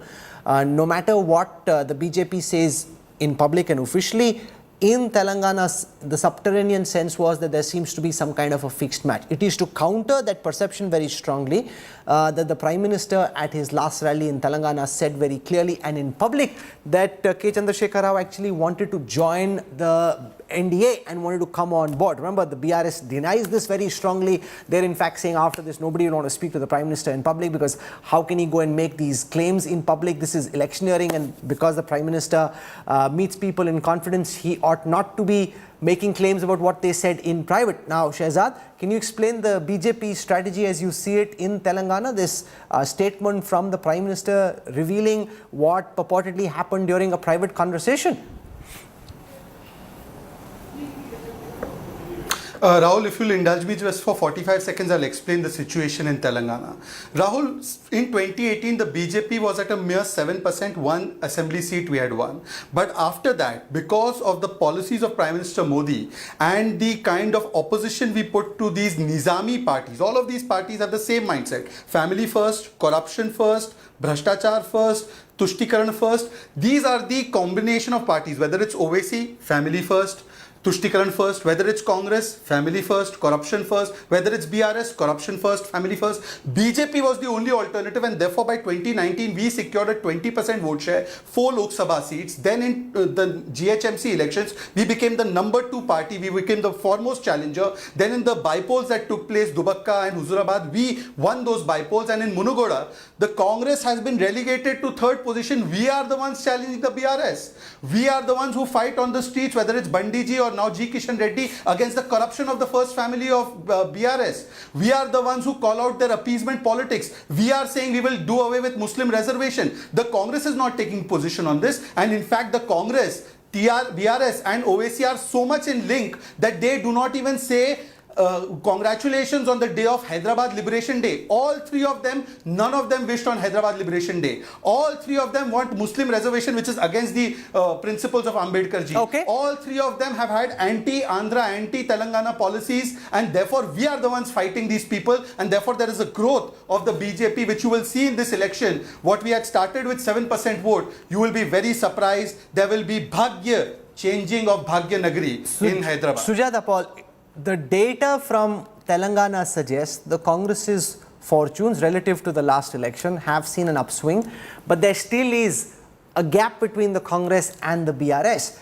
which essentially means that you really woke up after the Karnataka elections. If your party had been active before the Karnataka results came out, you probably would have had a good chance. This is exactly like Gujarat 2017, where when the writing is on the wall, you suddenly read it. Before that, you simply don't have the ability to join the dots and start building a campaign. You've now started trying to set up your party's campaign in Telangana a little late.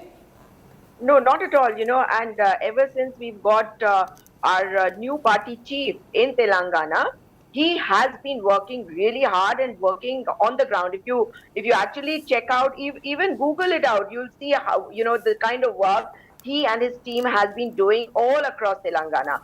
Telangana has a whole lot of issues, especially related to farmers, and they have not found a solution to that because we all know that they depend on monsoons for irrigation. Now, that is not the solution for farmers, and there are a whole lot of other issues. I'm not going to details about that.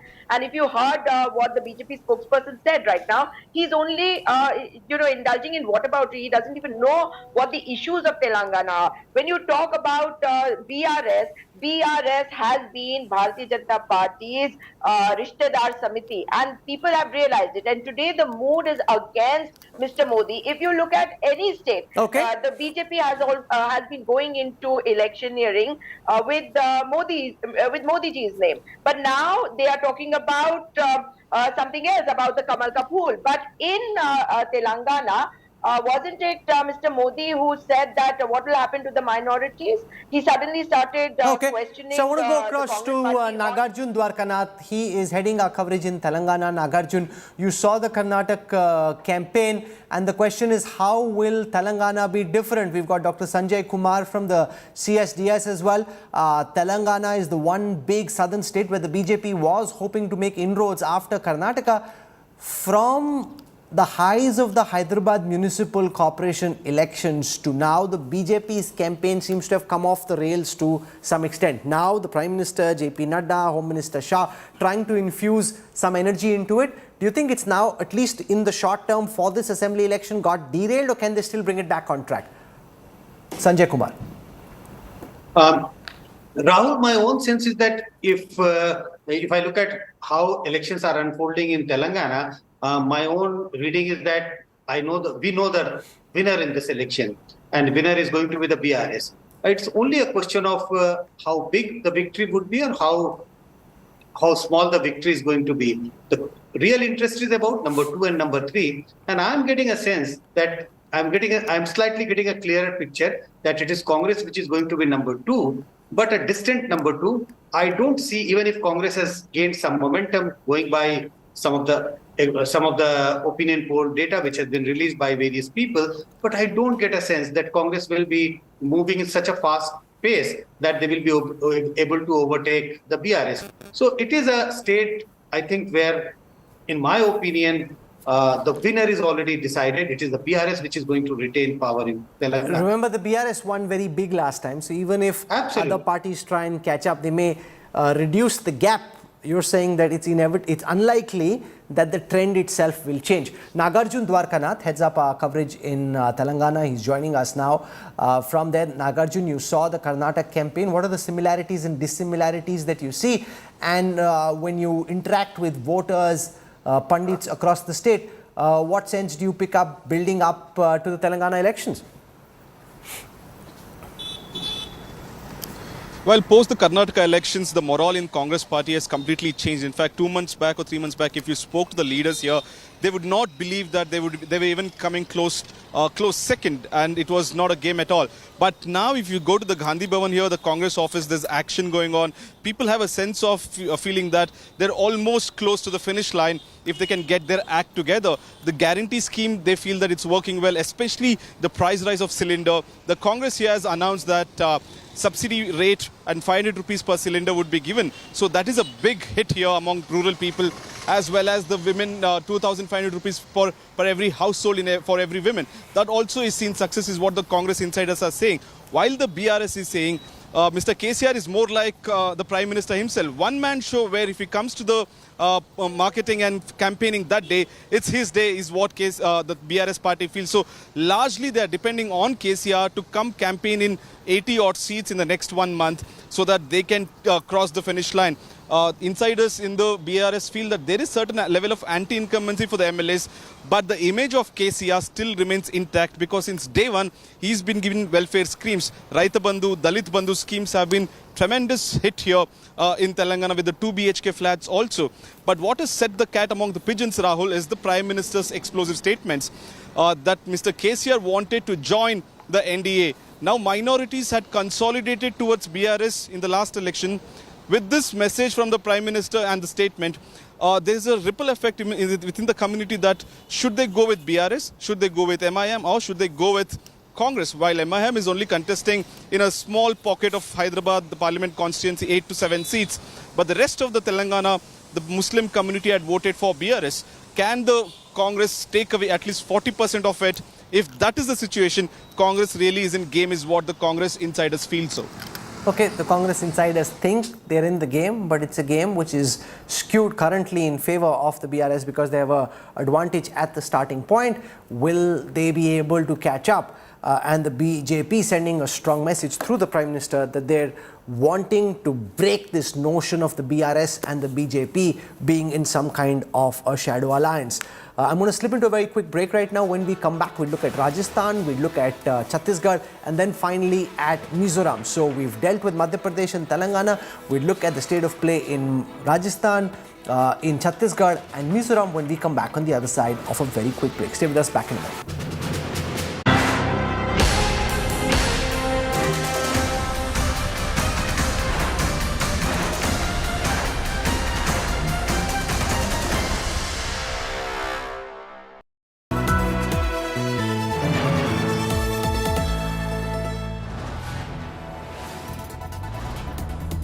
You are watching India Today, powered by Finest, Be Sustainable Change, a BNP Group company.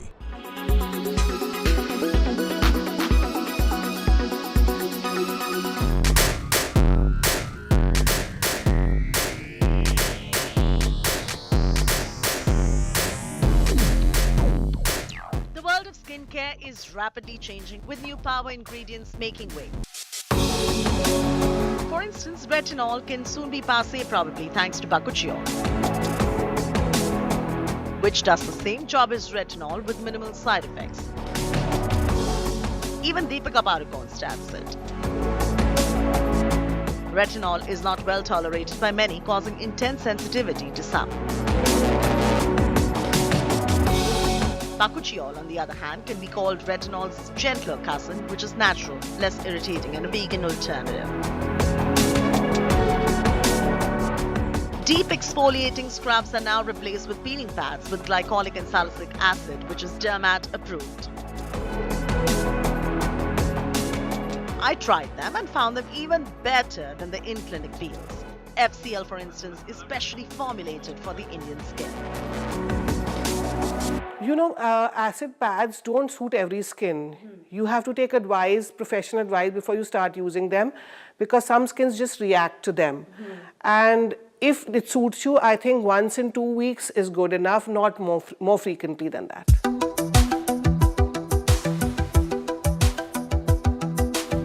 Natural is overrated. Everything natural is not good for your skin. Even poison ivy is natural. Does that mean you start applying or having it?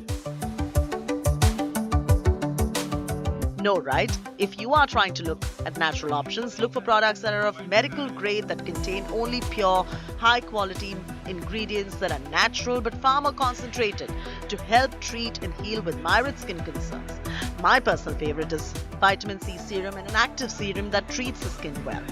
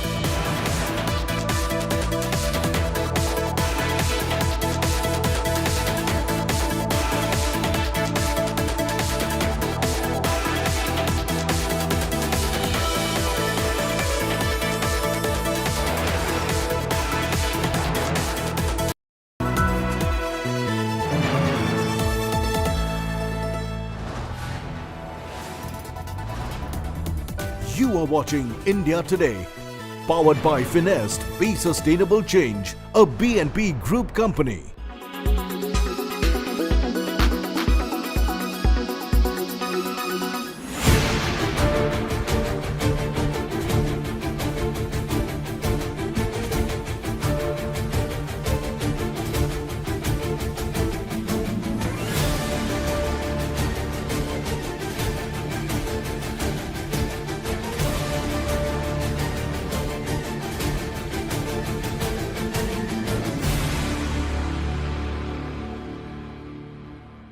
Weather forecast now.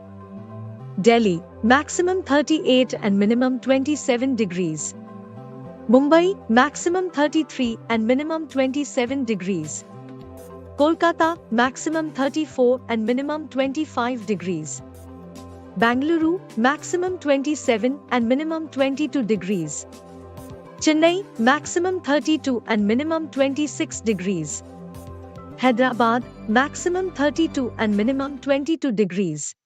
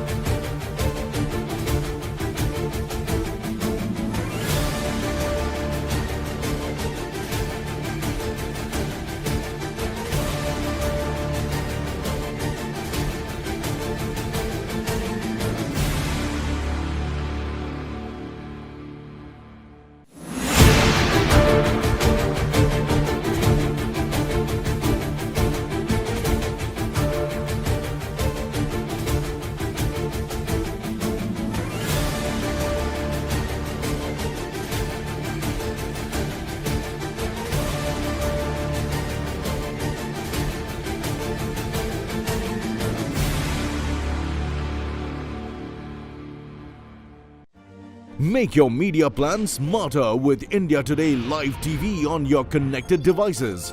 Amplify your brand with 100 million smart internet viewers. To advertise, mail us at sales@aajtak.com.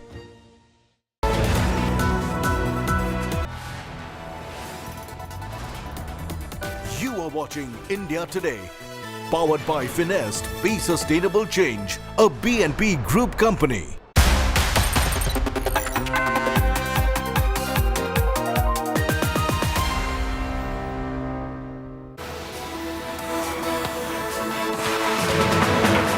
Hello and welcome. You're watching our continuing coverage of the state of war. The Election Commission has announced the date of polling in 5 state elections. We're giving you updates from each of the states. Let's take a look at the headlines we're tracking.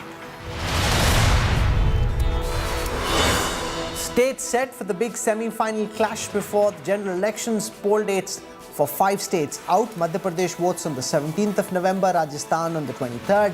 Two-phase polls for Chhattisgarh on the 7th and 17th of November. Voting day for Telangana is the 30th of November, Mizoram the 7th of November. Counting day is the 3rd of December. Israeli forces pledge a ground invasion against the Hamas, intensify attacks on Gaza. Over 370 terrorists have been killed in Gaza. Over 100 held hostage by Hamas. Horrifying images of families held hostage emerge. Support grows for Palestine across the globe. Rallies in the US, Canada and UK backing the Hamas rally at the Aligarh Muslim University supporting the cause of Palestine.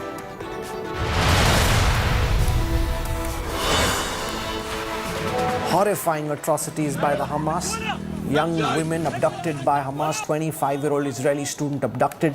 German woman murdered. Her body paraded naked by the Hamas group. As terror attacks on Israel intensify, India Today is the only channel in the war zone. Fearless reportage, exclusive news breaks live on India Today.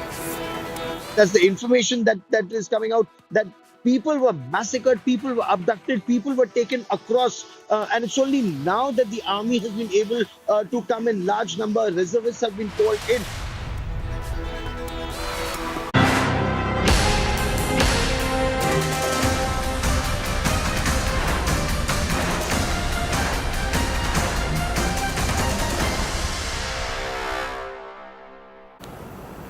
The Election Commission has announced the schedule for 5 upcoming assembly polls for the states of Chhattisgarh, Madhya Pradesh, Rajasthan, Telangana and Mizoram. Madhya Pradesh and Mizoram will go to polls on the 7th of November, Rajasthan on the 23rd of November and finally Telangana on the 30th of November. The only state where elections will be held in 2 phases is Chhattisgarh, where polling will be held on November the 7th and 17th. Meanwhile, the counting of votes will be held on the 3rd of December for all the 5 states. The Election Commission has also added that for the upcoming assembly elections, 1.77 lakh polling stations will be set up in all 679 assembly constituencies. ये चुनावों के तारीख का ऐलान नहीं है, इस सरकार के जाने की अंतिम तिथि का ऐलान हो गया है। चुनाव यदि 23 नवंबर को हो, चुनाव उसके पहले और उसके बाद हो। राजस्थान की जनता ने कांग्रेस पार्टी को भगाना और पूरी तरह से सत्ता की कुर्सी से निकाल नीचे उतार करके पटकना, रौंदना, पद दलित करना, इसका मानस पहले से बनाया हुआ है। सिर्फ दिन गिन गिन करके राजस्थान की जनता आज के इस तिथि की घोषणा का इंतजार कर रही थी। मुद्दे क्या क्या रहेंगे आपके? बेरोजगारी, भ्रष्टाचार, महिलाओं की असुरक्षा, किसानों की वादा खिलाफी, तुष्टीकरण, ये 5 ऐसे मुद्दे हैं जिन्होंने राजस्थान की वर्तमान कांग्रेस सरकार के मुंह पर इतनी कालिक पोती है कि जादूगर की जादूगरी जो है उस कालिक को पहुंचने में ही अपन जो है वो समाप्त हो जाएगी। कितनी सीटें इस बार देखते हैं आप विधानसभा चुनाव में भारतीय जनता पार्टी को मिलेंगी? 200 सीटें देखता हूं कि 200 सीटों पर हम चुनाव लड़ रहे हैं और 200 की 200 सीटों पर कमल खिले। आज हम पूरी प्रतिबद्धता के साथ उस पर जुटे हैं। 2013 में जो सीटें मिली थी 168 सीटें मिली थी, इस बार वो आंकड़ा टूटेगा, इसके लिए मैं पूरी तरह से विश्वस्त हूँ। सभी मतदाता भाई और बहन इस चुनाव में बढ़ चढ़कर भाग लें, उत्साह के साथ भाग लें। मैं राजनीतिक दलों से ये अपील करना चाहता हूँ कि मध्य प्रदेश शांति का टापू है, शालीनता का प्रतीक है। इसलिए चुनाव हम जरूर लड़ें, लेकिन चुनाव लड़ते समय हम व्यक्तिगत आरोप, प्रत्यारोप उनसे बचें। ये शत्रुता नहीं है, तो विचारधाराओं का संघर्ष है। कौन सी पार्टी आनी चाहिए, सब शालीनता के साथ बड़प्पन से अपनी अपनी बात कहे, सरकार अपनी बात कहे, प्रतिपक्ष अपनी बात कहे, और बहुत अच्छे माहौल में मध्य प्रदेश का चुनाव हो। सबसे बड़ा दान और सबसे बड़ा हक मतदान का होता है और मुझे पूरा विश्वास है कि हमारे 5 प्रदेश के मतदाता भगवान स्वरूप होता है। उनका विकास और प्रगति के प्रति, देश के वर्चस्व के प्रति, प्रधानमंत्री जी के नेतृत्व में भारतीय जनता पार्टी की सेवा, सुशासन और गरीब कल्याण की नीति के आधार पर पूर्ण आशीर्वाद भारतीय जनता पार्टी के साथ रहेगी। मैं चुनाव आयोग को धन्यवाद करता हूं कि 17 नवंबर की तारीख मध्य प्रदेश को दी है।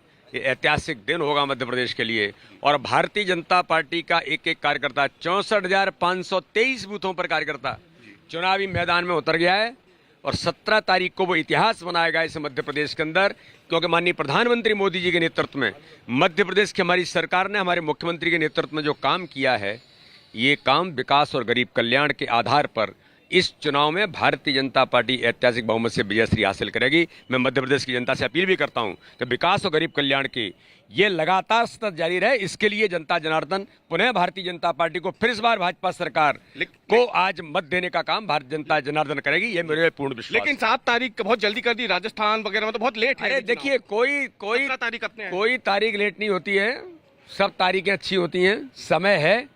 और भारतीय जनता पार्टी तो 365 दिन 24 घंटे काम करती है, तो इसलिए 365 दिन 24 घंटे में भारतीय जनता पार्टी इतिहास बनाएगी। कितनी सीट? अब की बार भारतीय जनता पार्टी की सरकार सर्वाधिक अभी तक की सीटें भाजपा जीतेगी। कांग्रेस के नाम का पता है, आपको क्या लगता है? खेल खत्म है, ये अभी तक घोषणा नहीं कर पाए। तारीखें शुभ हैं, देवोत्थान एकादशी है, सनातन परंपरा में बड़ा महत्व है और जो अंकगणित है, जो ज्योतिष है, वो भारतीय जनता पार्टी के पक्ष में है। कार्यकर्ताओं का परिश्रम, पार्टी का संगठन, मोदी जी का नाम और काम और कांग्रेस के कुकर्म, ये सब भारतीय जनता पार्टी को जीत की तरफ अग्रसर करते हैं। देखिए, चेहरा बता चुके, प्रधानमंत्री ने जब कह दिया कि कमल का फूल हमारा चेहरा हो गया, उसके बाद सारी चीजें बेमानी है। प्रजातंत्र विरोधी, संविधान विरोधी भारतीय जनता पार्टी और मोदी सरकार के खिलाफ जिन्होंने भारत के संविधान, भारत के दलितों, पिछड़ों, गरीबों, आदिवासियों, महिलाओं, युवाओं, उनकी जिंदगियों को दूभर बना दिया है। महंगाई से, बेरोजगारी से, भ्रष्टाचार से इन 5 राज्यों के लोग अब पूरी तरह से भारतीय जनता पार्टी को नकार कर साबित करेंगे कि 2024 के अंदर एक बड़ा बदलाव देश में आएगा। बहुत अच्छी दिवाली गिफ्ट दिया है इलेक्शन कमीशन। इलेक्शन चलेगी, देश भर में समझ में आ जाएगा सबको कि पंजा का ही खेल दिखेगा सबको। ये कमल का फूल जो पाप के पानी और दलदल में खिलती है, उसको भी पंजा हटा देगा। और बाकी सब टीआरएस का तो सवाल ही नहीं उठता, उनका तो भट्टा वैसा भी बैठा हुआ है, वहाँ भी कांग्रेस पंजा का झंडा वहाँ उड़ेगा। अच्छी बात है कि एक पूरा लोकसभा के और राजनांदगांव के पूरे चुनाव हो जाएंगे। मुझे लगता है कि इस बार का मतदान और इस बार के वोटिंग में फ़र्क यही दिख रहा है कि लोगों के मन में सरकार के प्रति ज़बरदस्त नाराज़गी है, आक्रोश है और सरकार को बदलने के लिए उनके मन में छटपटाहट है। राजस्थान में हमने अपने 3 कैंडिडेट्स का तो अनाउंस कर चुके हैं और तेलंगाना का भी अनकरीब में कर देंगे और हम पूरा ताउन करेंगे कि इलेक्शन पीसफुल हो और सही इलेक्शन स्पिरिट में हो। हमने ये बात जब इलेक्शन कमिश्नर ऑफ इंडिया के 3 कमिश्नर आए थे, चीफ इलेक्शन कमिश्नर से भी हमने ये कहा था कि हमारी पार्टी की तरफ से पूरा ताउन होगा और हम चाहेंगे कि इलेक्शन फ्री एंड फेयर हो। I want to spend some time on the state of Rajasthan. We'll play out the latest polling data from the Sea Voter poll for Rajasthan, which seems to suggest that the BJP has the lead, a reasonably substantive lead. It also suggests that the Congress has recovered some lost ground, but the BJP is still substantially in the lead. Dr. Sandeep Shastri, leading cephalogist, it's Lokniti, joins us. Dr. Shastri, the BJP not announcing Vasundhara Raje very clearly to be the next chief ministerial face. She is a formidable leader in the state of Rajasthan still. Do you think that this strategy could hold back the BJP's chances in Rajasthan, or do you think there is just too much anti-incumbency against the Ashok Gehlot government that regardless of whether Vasundhara Raje is announced as the next chief ministerial face or not, the BJP still has enough ammunition to push through? I think the BJP has adopted a similar strategy in Rajasthan and Madhya Pradesh. In Madhya Pradesh, you have a sitting chief minister who you are not projecting. And in Rajasthan, the former chief minister is not being projected. I think this is part of a clear strategy which the BJP has, which is to try and keep the decision on the chief minister to be a post-election decision in the event of its winning. And go into the election without a state face, go into the election with the... Okay, go on. Go into the election with the Prime Minister as the face of the party. They have tried this strategy earlier also. The only possible challenge with this strategy is if the parties opposed to the BJP do have a clear face declared, then the BJP faces in situations in the past where they have gone with the Prime Minister's face. They have won handsomely when the opposition has not had a credible face to put forward. But states where there is a visible state level face, there has always been a challenge which the BJP has faced when it has gone without a state level face. Okay, let's now pivot to Chhattisgarh. Chhattisgarh is the one state where the Congress has hopes of being able to retain the state and come back to power, because most Congress governments have tended to be voted out in recent years after one term, if at all. Therefore, if Bhupesh Baghel can win Chhattisgarh, it would be a big statement on the part of the Congress chief minister. The one man who is leading the BJP's charge on the ground is senior BJP leader from Rajasthan, who is the head of the party's campaign in Chhattisgarh, Om Prakash Mathur. He is joining us now. Omji Mathur speaking at this moment to my colleague Himanshu Mishra. Himanshu, take it away. के लिए छत्तीसगढ़ के प्रभारी और BJP के वरिष्ठ नेता ओम प्रकाश माथुर। माथुर जी, छत्तीसगढ़ में इस बार किस तरीके की सिचुएशन देखते हैं? पिछली बार जो 15 साल से भारतीय जनता पार्टी का राज चल रहा था, 65 सीटें जीत गई कांग्रेस वहां पे। भारतीय जनता पार्टी जो है वो 15 सीटों पर आके सिमट गई। इस बार क्या आपको लगता है माहौल बदल जाएगा? सबसे पहले तो मैं चुनाव आयोग की घोषणा का स्वागत करता हूं और जिस प्रकार से हमने पिछले 2 सालों में भारतीय जनता पार्टी को बूथ से लगाकर, संभाग से लगाकर, जिला तक, प्रदेश तक सोशल और भौगोलिक स्थिति को ध्यान में रख करके जो व्यूह रचना बनाई और इसके साथ साथ भूपेश सरकार के भ्रष्टाचार को गांव तक, गली तक पहुंचाया और प्रधानमंत्री जी की गरीब कल्याण योजनाओं को लेकर के आगे बढ़े, पूरा नक्शा बदल चुका है छत्तीसगढ़ का। भारतीय जनता पार्टी आने वाले चुनाव में ऐतिहासिक बहुमत से सरकार बनाने जा रही है। सर, एक चीज मुझे समझ नहीं आती है, भारतीय जनता पार्टी कहती है कि हम फ्री वीज के खिलाफ हैं। मध्य प्रदेश में शिवराज सिंह चौहान एलपीजी गैस के सिलेंडर पर सब्सिडीज की बात करते हैं, लाडली बहन योजना पर कहते हैं, वो तमाम योजनाओं पे जो है फ्री बीज का वादा कर रहे हैं।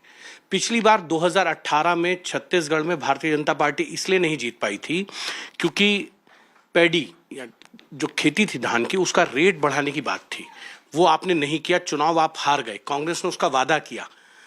आप फ्री बीज पे छत्तीसगढ़ में कोई वादा आपकी तरफ से नहीं है अभी तक, क्यों? देखिए, ये पूरी छत्तीसगढ़ की व्यू रचना ही अलग तरह की है। अब हमने वहां इतना कुछ, हम तो हमारी जो योजना अब तक गई है, हम लाभार्थियों के माध्यम से बताना चाहते हैं कि मोदी जी की सरकार आने के बाद कोई परिवार ऐसा नहीं जहाँ कोई न कोई योजना उस परिवार में नहीं पहुंची है। और इसके साथ साथ जो बीच में धान की चर्चा की, धान में 99% पैसा केंद्र का जाता है। एक अलग तरीका वायुमंडल खड़ा किया गया, यहाँ तक कहा गया मैं पैसा बैंक से लोन दे करके देता हूँ। आप आश्चर्य करोगे कि वो लोन भी आरबीआई सेंट्रल गवर्नमेंट की गारंटी से देती है और पूरा पैसा सेंट्रल गवर्नमेंट देती है। यहाँ तक कि बारदान का खर्चा सेंट्रल गवर्नमेंट देती है, यहाँ तक कि जो उनका चूंकि टैक्स है वो भी सेंट्रल गवर्नमेंट देती है। लेकिन एक विषय खड़ा किया गया, अब वो विषय जनता के समझ में आ गया, वो बिल्कुल समझ में आ गया और हमने उसको पूरा रिपेयर कर चुके। अब वो विषय कहीं धरती पे नहीं है, धान वाला विषय नहीं है। और ये जो घोषणाएं कर रहे हैं, ये घोषणाएं धरती पे अब लागू नहीं होने वाली है और वहां की जनता समझ चुकी है इन बात। सर, एक चीज ये है, जिस मैदान पर आप खेलते थे उस पिच पर अब भूपेश बघेल खेल रहे हैं। जितनी हिंदुत्व की योजना हो, संघ के जितने प्रकल्प हों, वो सब तो अब भूपेश बघेल खुद ही चला रहे हैं। वो कह रहे हैं जो मैं कर रहा हूँ तो फिर भारतीय जनता पार्टी की क्या जरूरत है? वो बोल इसलिए रहे हैं कि भूल सुधार करने की कोशिश कर रहे हैं। उदाहरण के लिए गोठान उन्होंने शुरू की, 99% गोठान फर्जीवाड़ा है। जो गोबर में फर्जीवाड़ा कर दे गाय के, जो प्रधानमंत्री आवास योजना में फर्जीवाड़ा कर दे, और हमने उनको एक्सपोज ऑन डेटा डिटेल तक उसको एक्सपोज किया और जनता समझ चुकी है कुछ नहीं है। यानी मिट्टी मिला करके वर्मी कंपोस्ट दिया इन्होंने। तो इस तरह का एक तरह से भ्रष्टाचार नीचे तक, तो ये एकदम डर के मारे। और जब से मैं गया हूं तब से कोई ना कोई रोज परिवर्तन कर रहे। तो मैंने एक शब्द बोला था कि जहां भय होता है वहां परिवर्तन होता है। तो जिस प्रकार से हमारा नीचे तक होमवर्क हो रहा है, निश्चित रूप से उनको भय पैदा हुआ।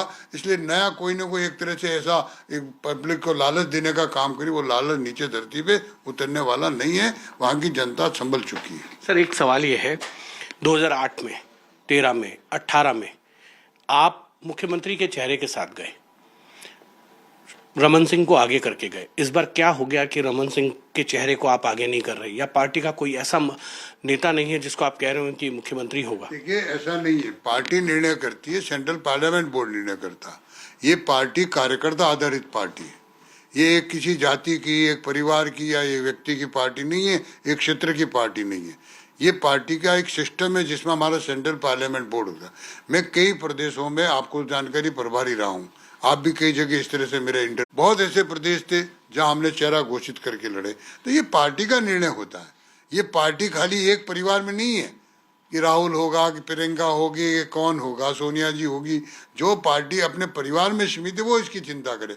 हमारी पार्टी कार्यकर्ता आधारित पार्टी है, इसलिए कार्यकर्ता आधारित पार्टी होने के नाते हम कार्यकर्ता जो सेंट्रल पार्लियामेंट तो तय करेगा उसके अनुसार हम आगे बढ़ते हैं। ओम जी, जब भी चुनाव से पहले आपसे बात होती है तो आप हमेशा एक चीज बता देते हैं कि लगभग इतनी सीटें हमें मिलेंगी। मुझे याद है 2017 में मैं आपका इंटरव्यू कर रहा था तो आपने कहा कि इस बार 300 पार चले जाएंगे। आप जब गुजरात के प्रभारी रहे तब आपने कहा, उससे पहले उत्तराखंड के जब प्रभारी थे तब भी आपने इस तरीके की इस बार छत्तीसगढ़ में कितनी सीटें आपको दिखती हैं? मेरी दूसरी लिस्ट जारी होने के बाद आ जाना, अब मैं बता दूंगा आपको। कुछ आपका होमवर्क तो जरूर होगा। मेरा होमवर्क पूरा है, मैं कर रहा हूँ, मेरी दूसरी लिस्ट जारी होने तो मैं आपको संख्या भी बता दूंगा। चलते चलते एक सवाल आपसे ये कि राजस्थान से आप आते हैं, वहां के प्रदेश अध्यक्ष रहे, वहां आपको क्या लगता है कि इस बार घड़ी का पेंडुलम उसी तरीके से चलेगा जैसा पिछले 2 दशक से चल रहा है, या इस बार अशोक गहलोत का जो जादू है फिर से कायम हो जाए? भारतीय जनता पार्टी पूर्ण बहुमत से राजस्थान में भी सरकार बनाने जा रही है। मुख्यमंत्री के चेहरे में क्या ओम प्रकाश माथुर भी नजर आएंगे? भारतीय जनता पार्टी का कमल का फूल नजर आएगा। ये थे ओम प्रकाश माथुर। कैमरामैन कृपाल सिंह के साथ हिमांशु मिश्रा, दिल्ली, आज तक।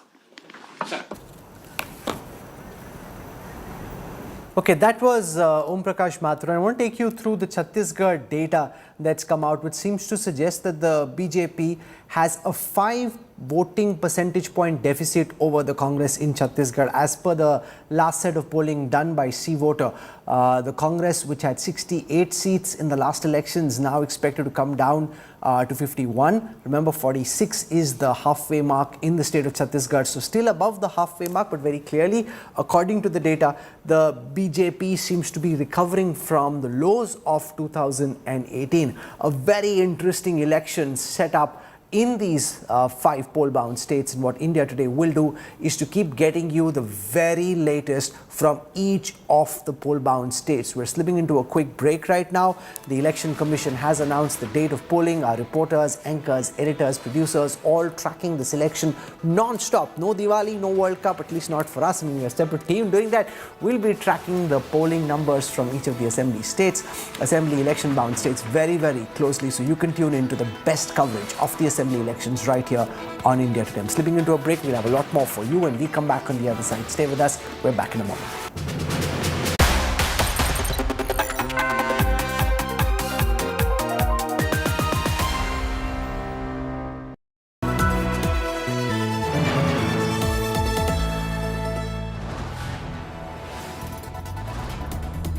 You are watching India Today, powered by Finest, Be Sustainable Change, a BNP Group company. Shiv Sena हमारी नेचुरल एलाय है, राष्ट्रवादी कांग्रेस ये हमारी पॉलिटिकल एलाय है। इलीगल सरकार बैठी हुई है, वो सत्ता में जयते हैं। अगर सत्य बोलो तो डराते हैं, धमकाते हैं। ऐसे देश नहीं चलता है। राष्ट्रपति शासन लगाने का आइडिया ही शरद पवार जी का था। No question is going with me. In 2022 June, the NCP MLAs, all 51, our desire at that time was to join a BJP-led government in Maharashtra. All the allegations made against the NCP were politically motivated.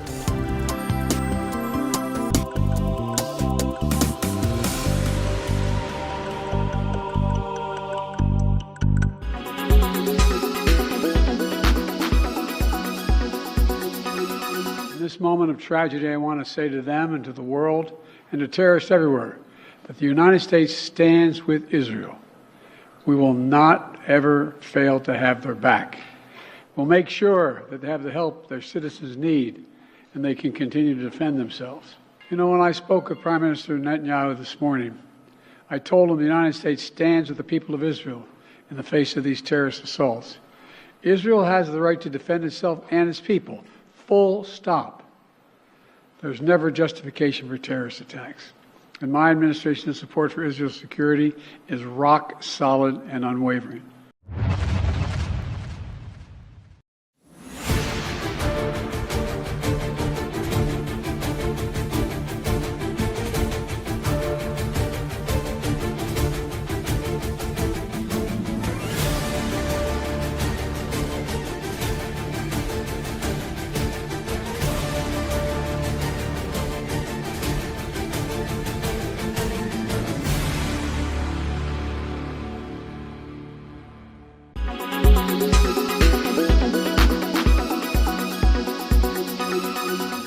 Make your media plan smarter with India Today Live TV on your connected devices. Amplify your brand with 100 million smart internet viewers. To advertise, mail us at sales@aajtak.com.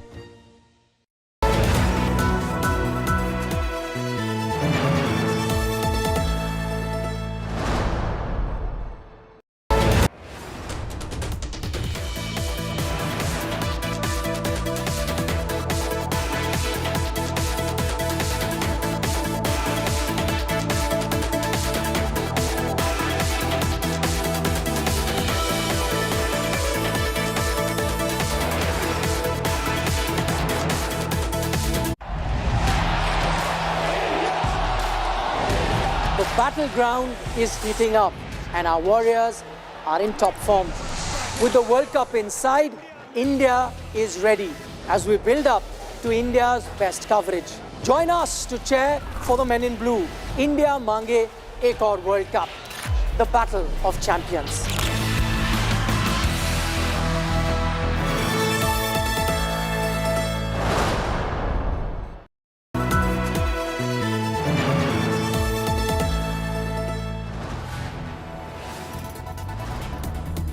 You are watching India Today, powered by Finest, Be Sustainable Change, a B&P Group company.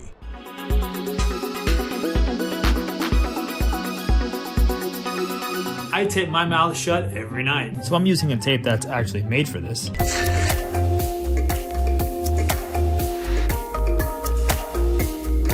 It's a TikTok trend that has taken the internet by storm. It has been championed by Gwyneth Paltrow and was recently revealed as a habit of the former Country File presenter Julia Bradbury. So why is everyone taping up?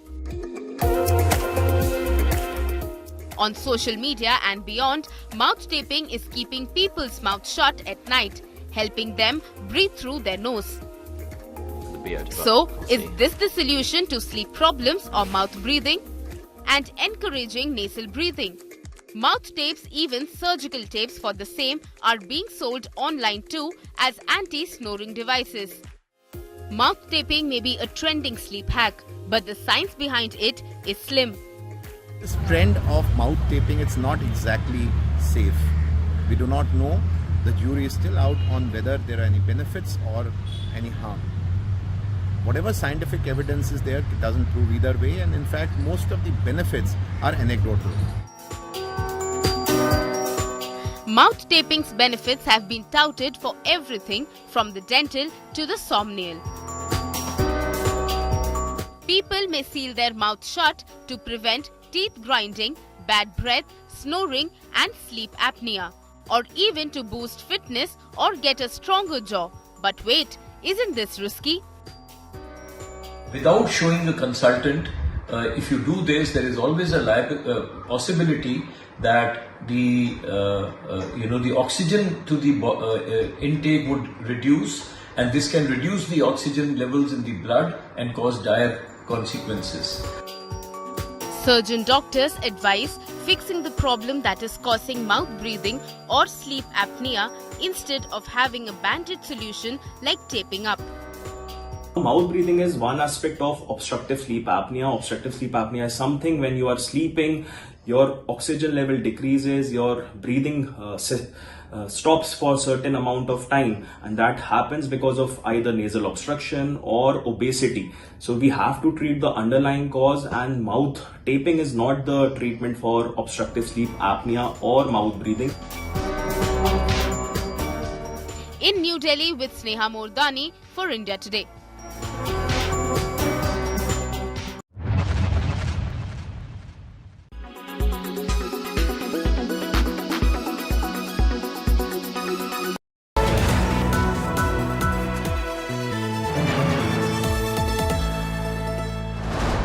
So sorry.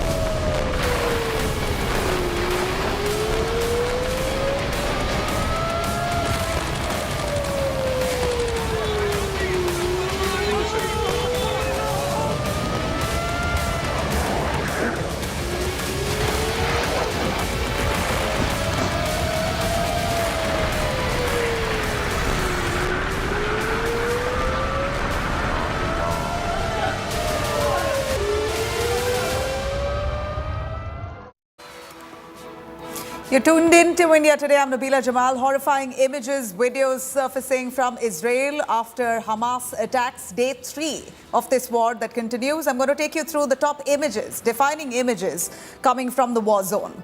Residents at the Palestinian refugee camp in Gaza City have searched through debris and moved people out of damaged buildings after Israel launched retaliatory strikes against Hamas.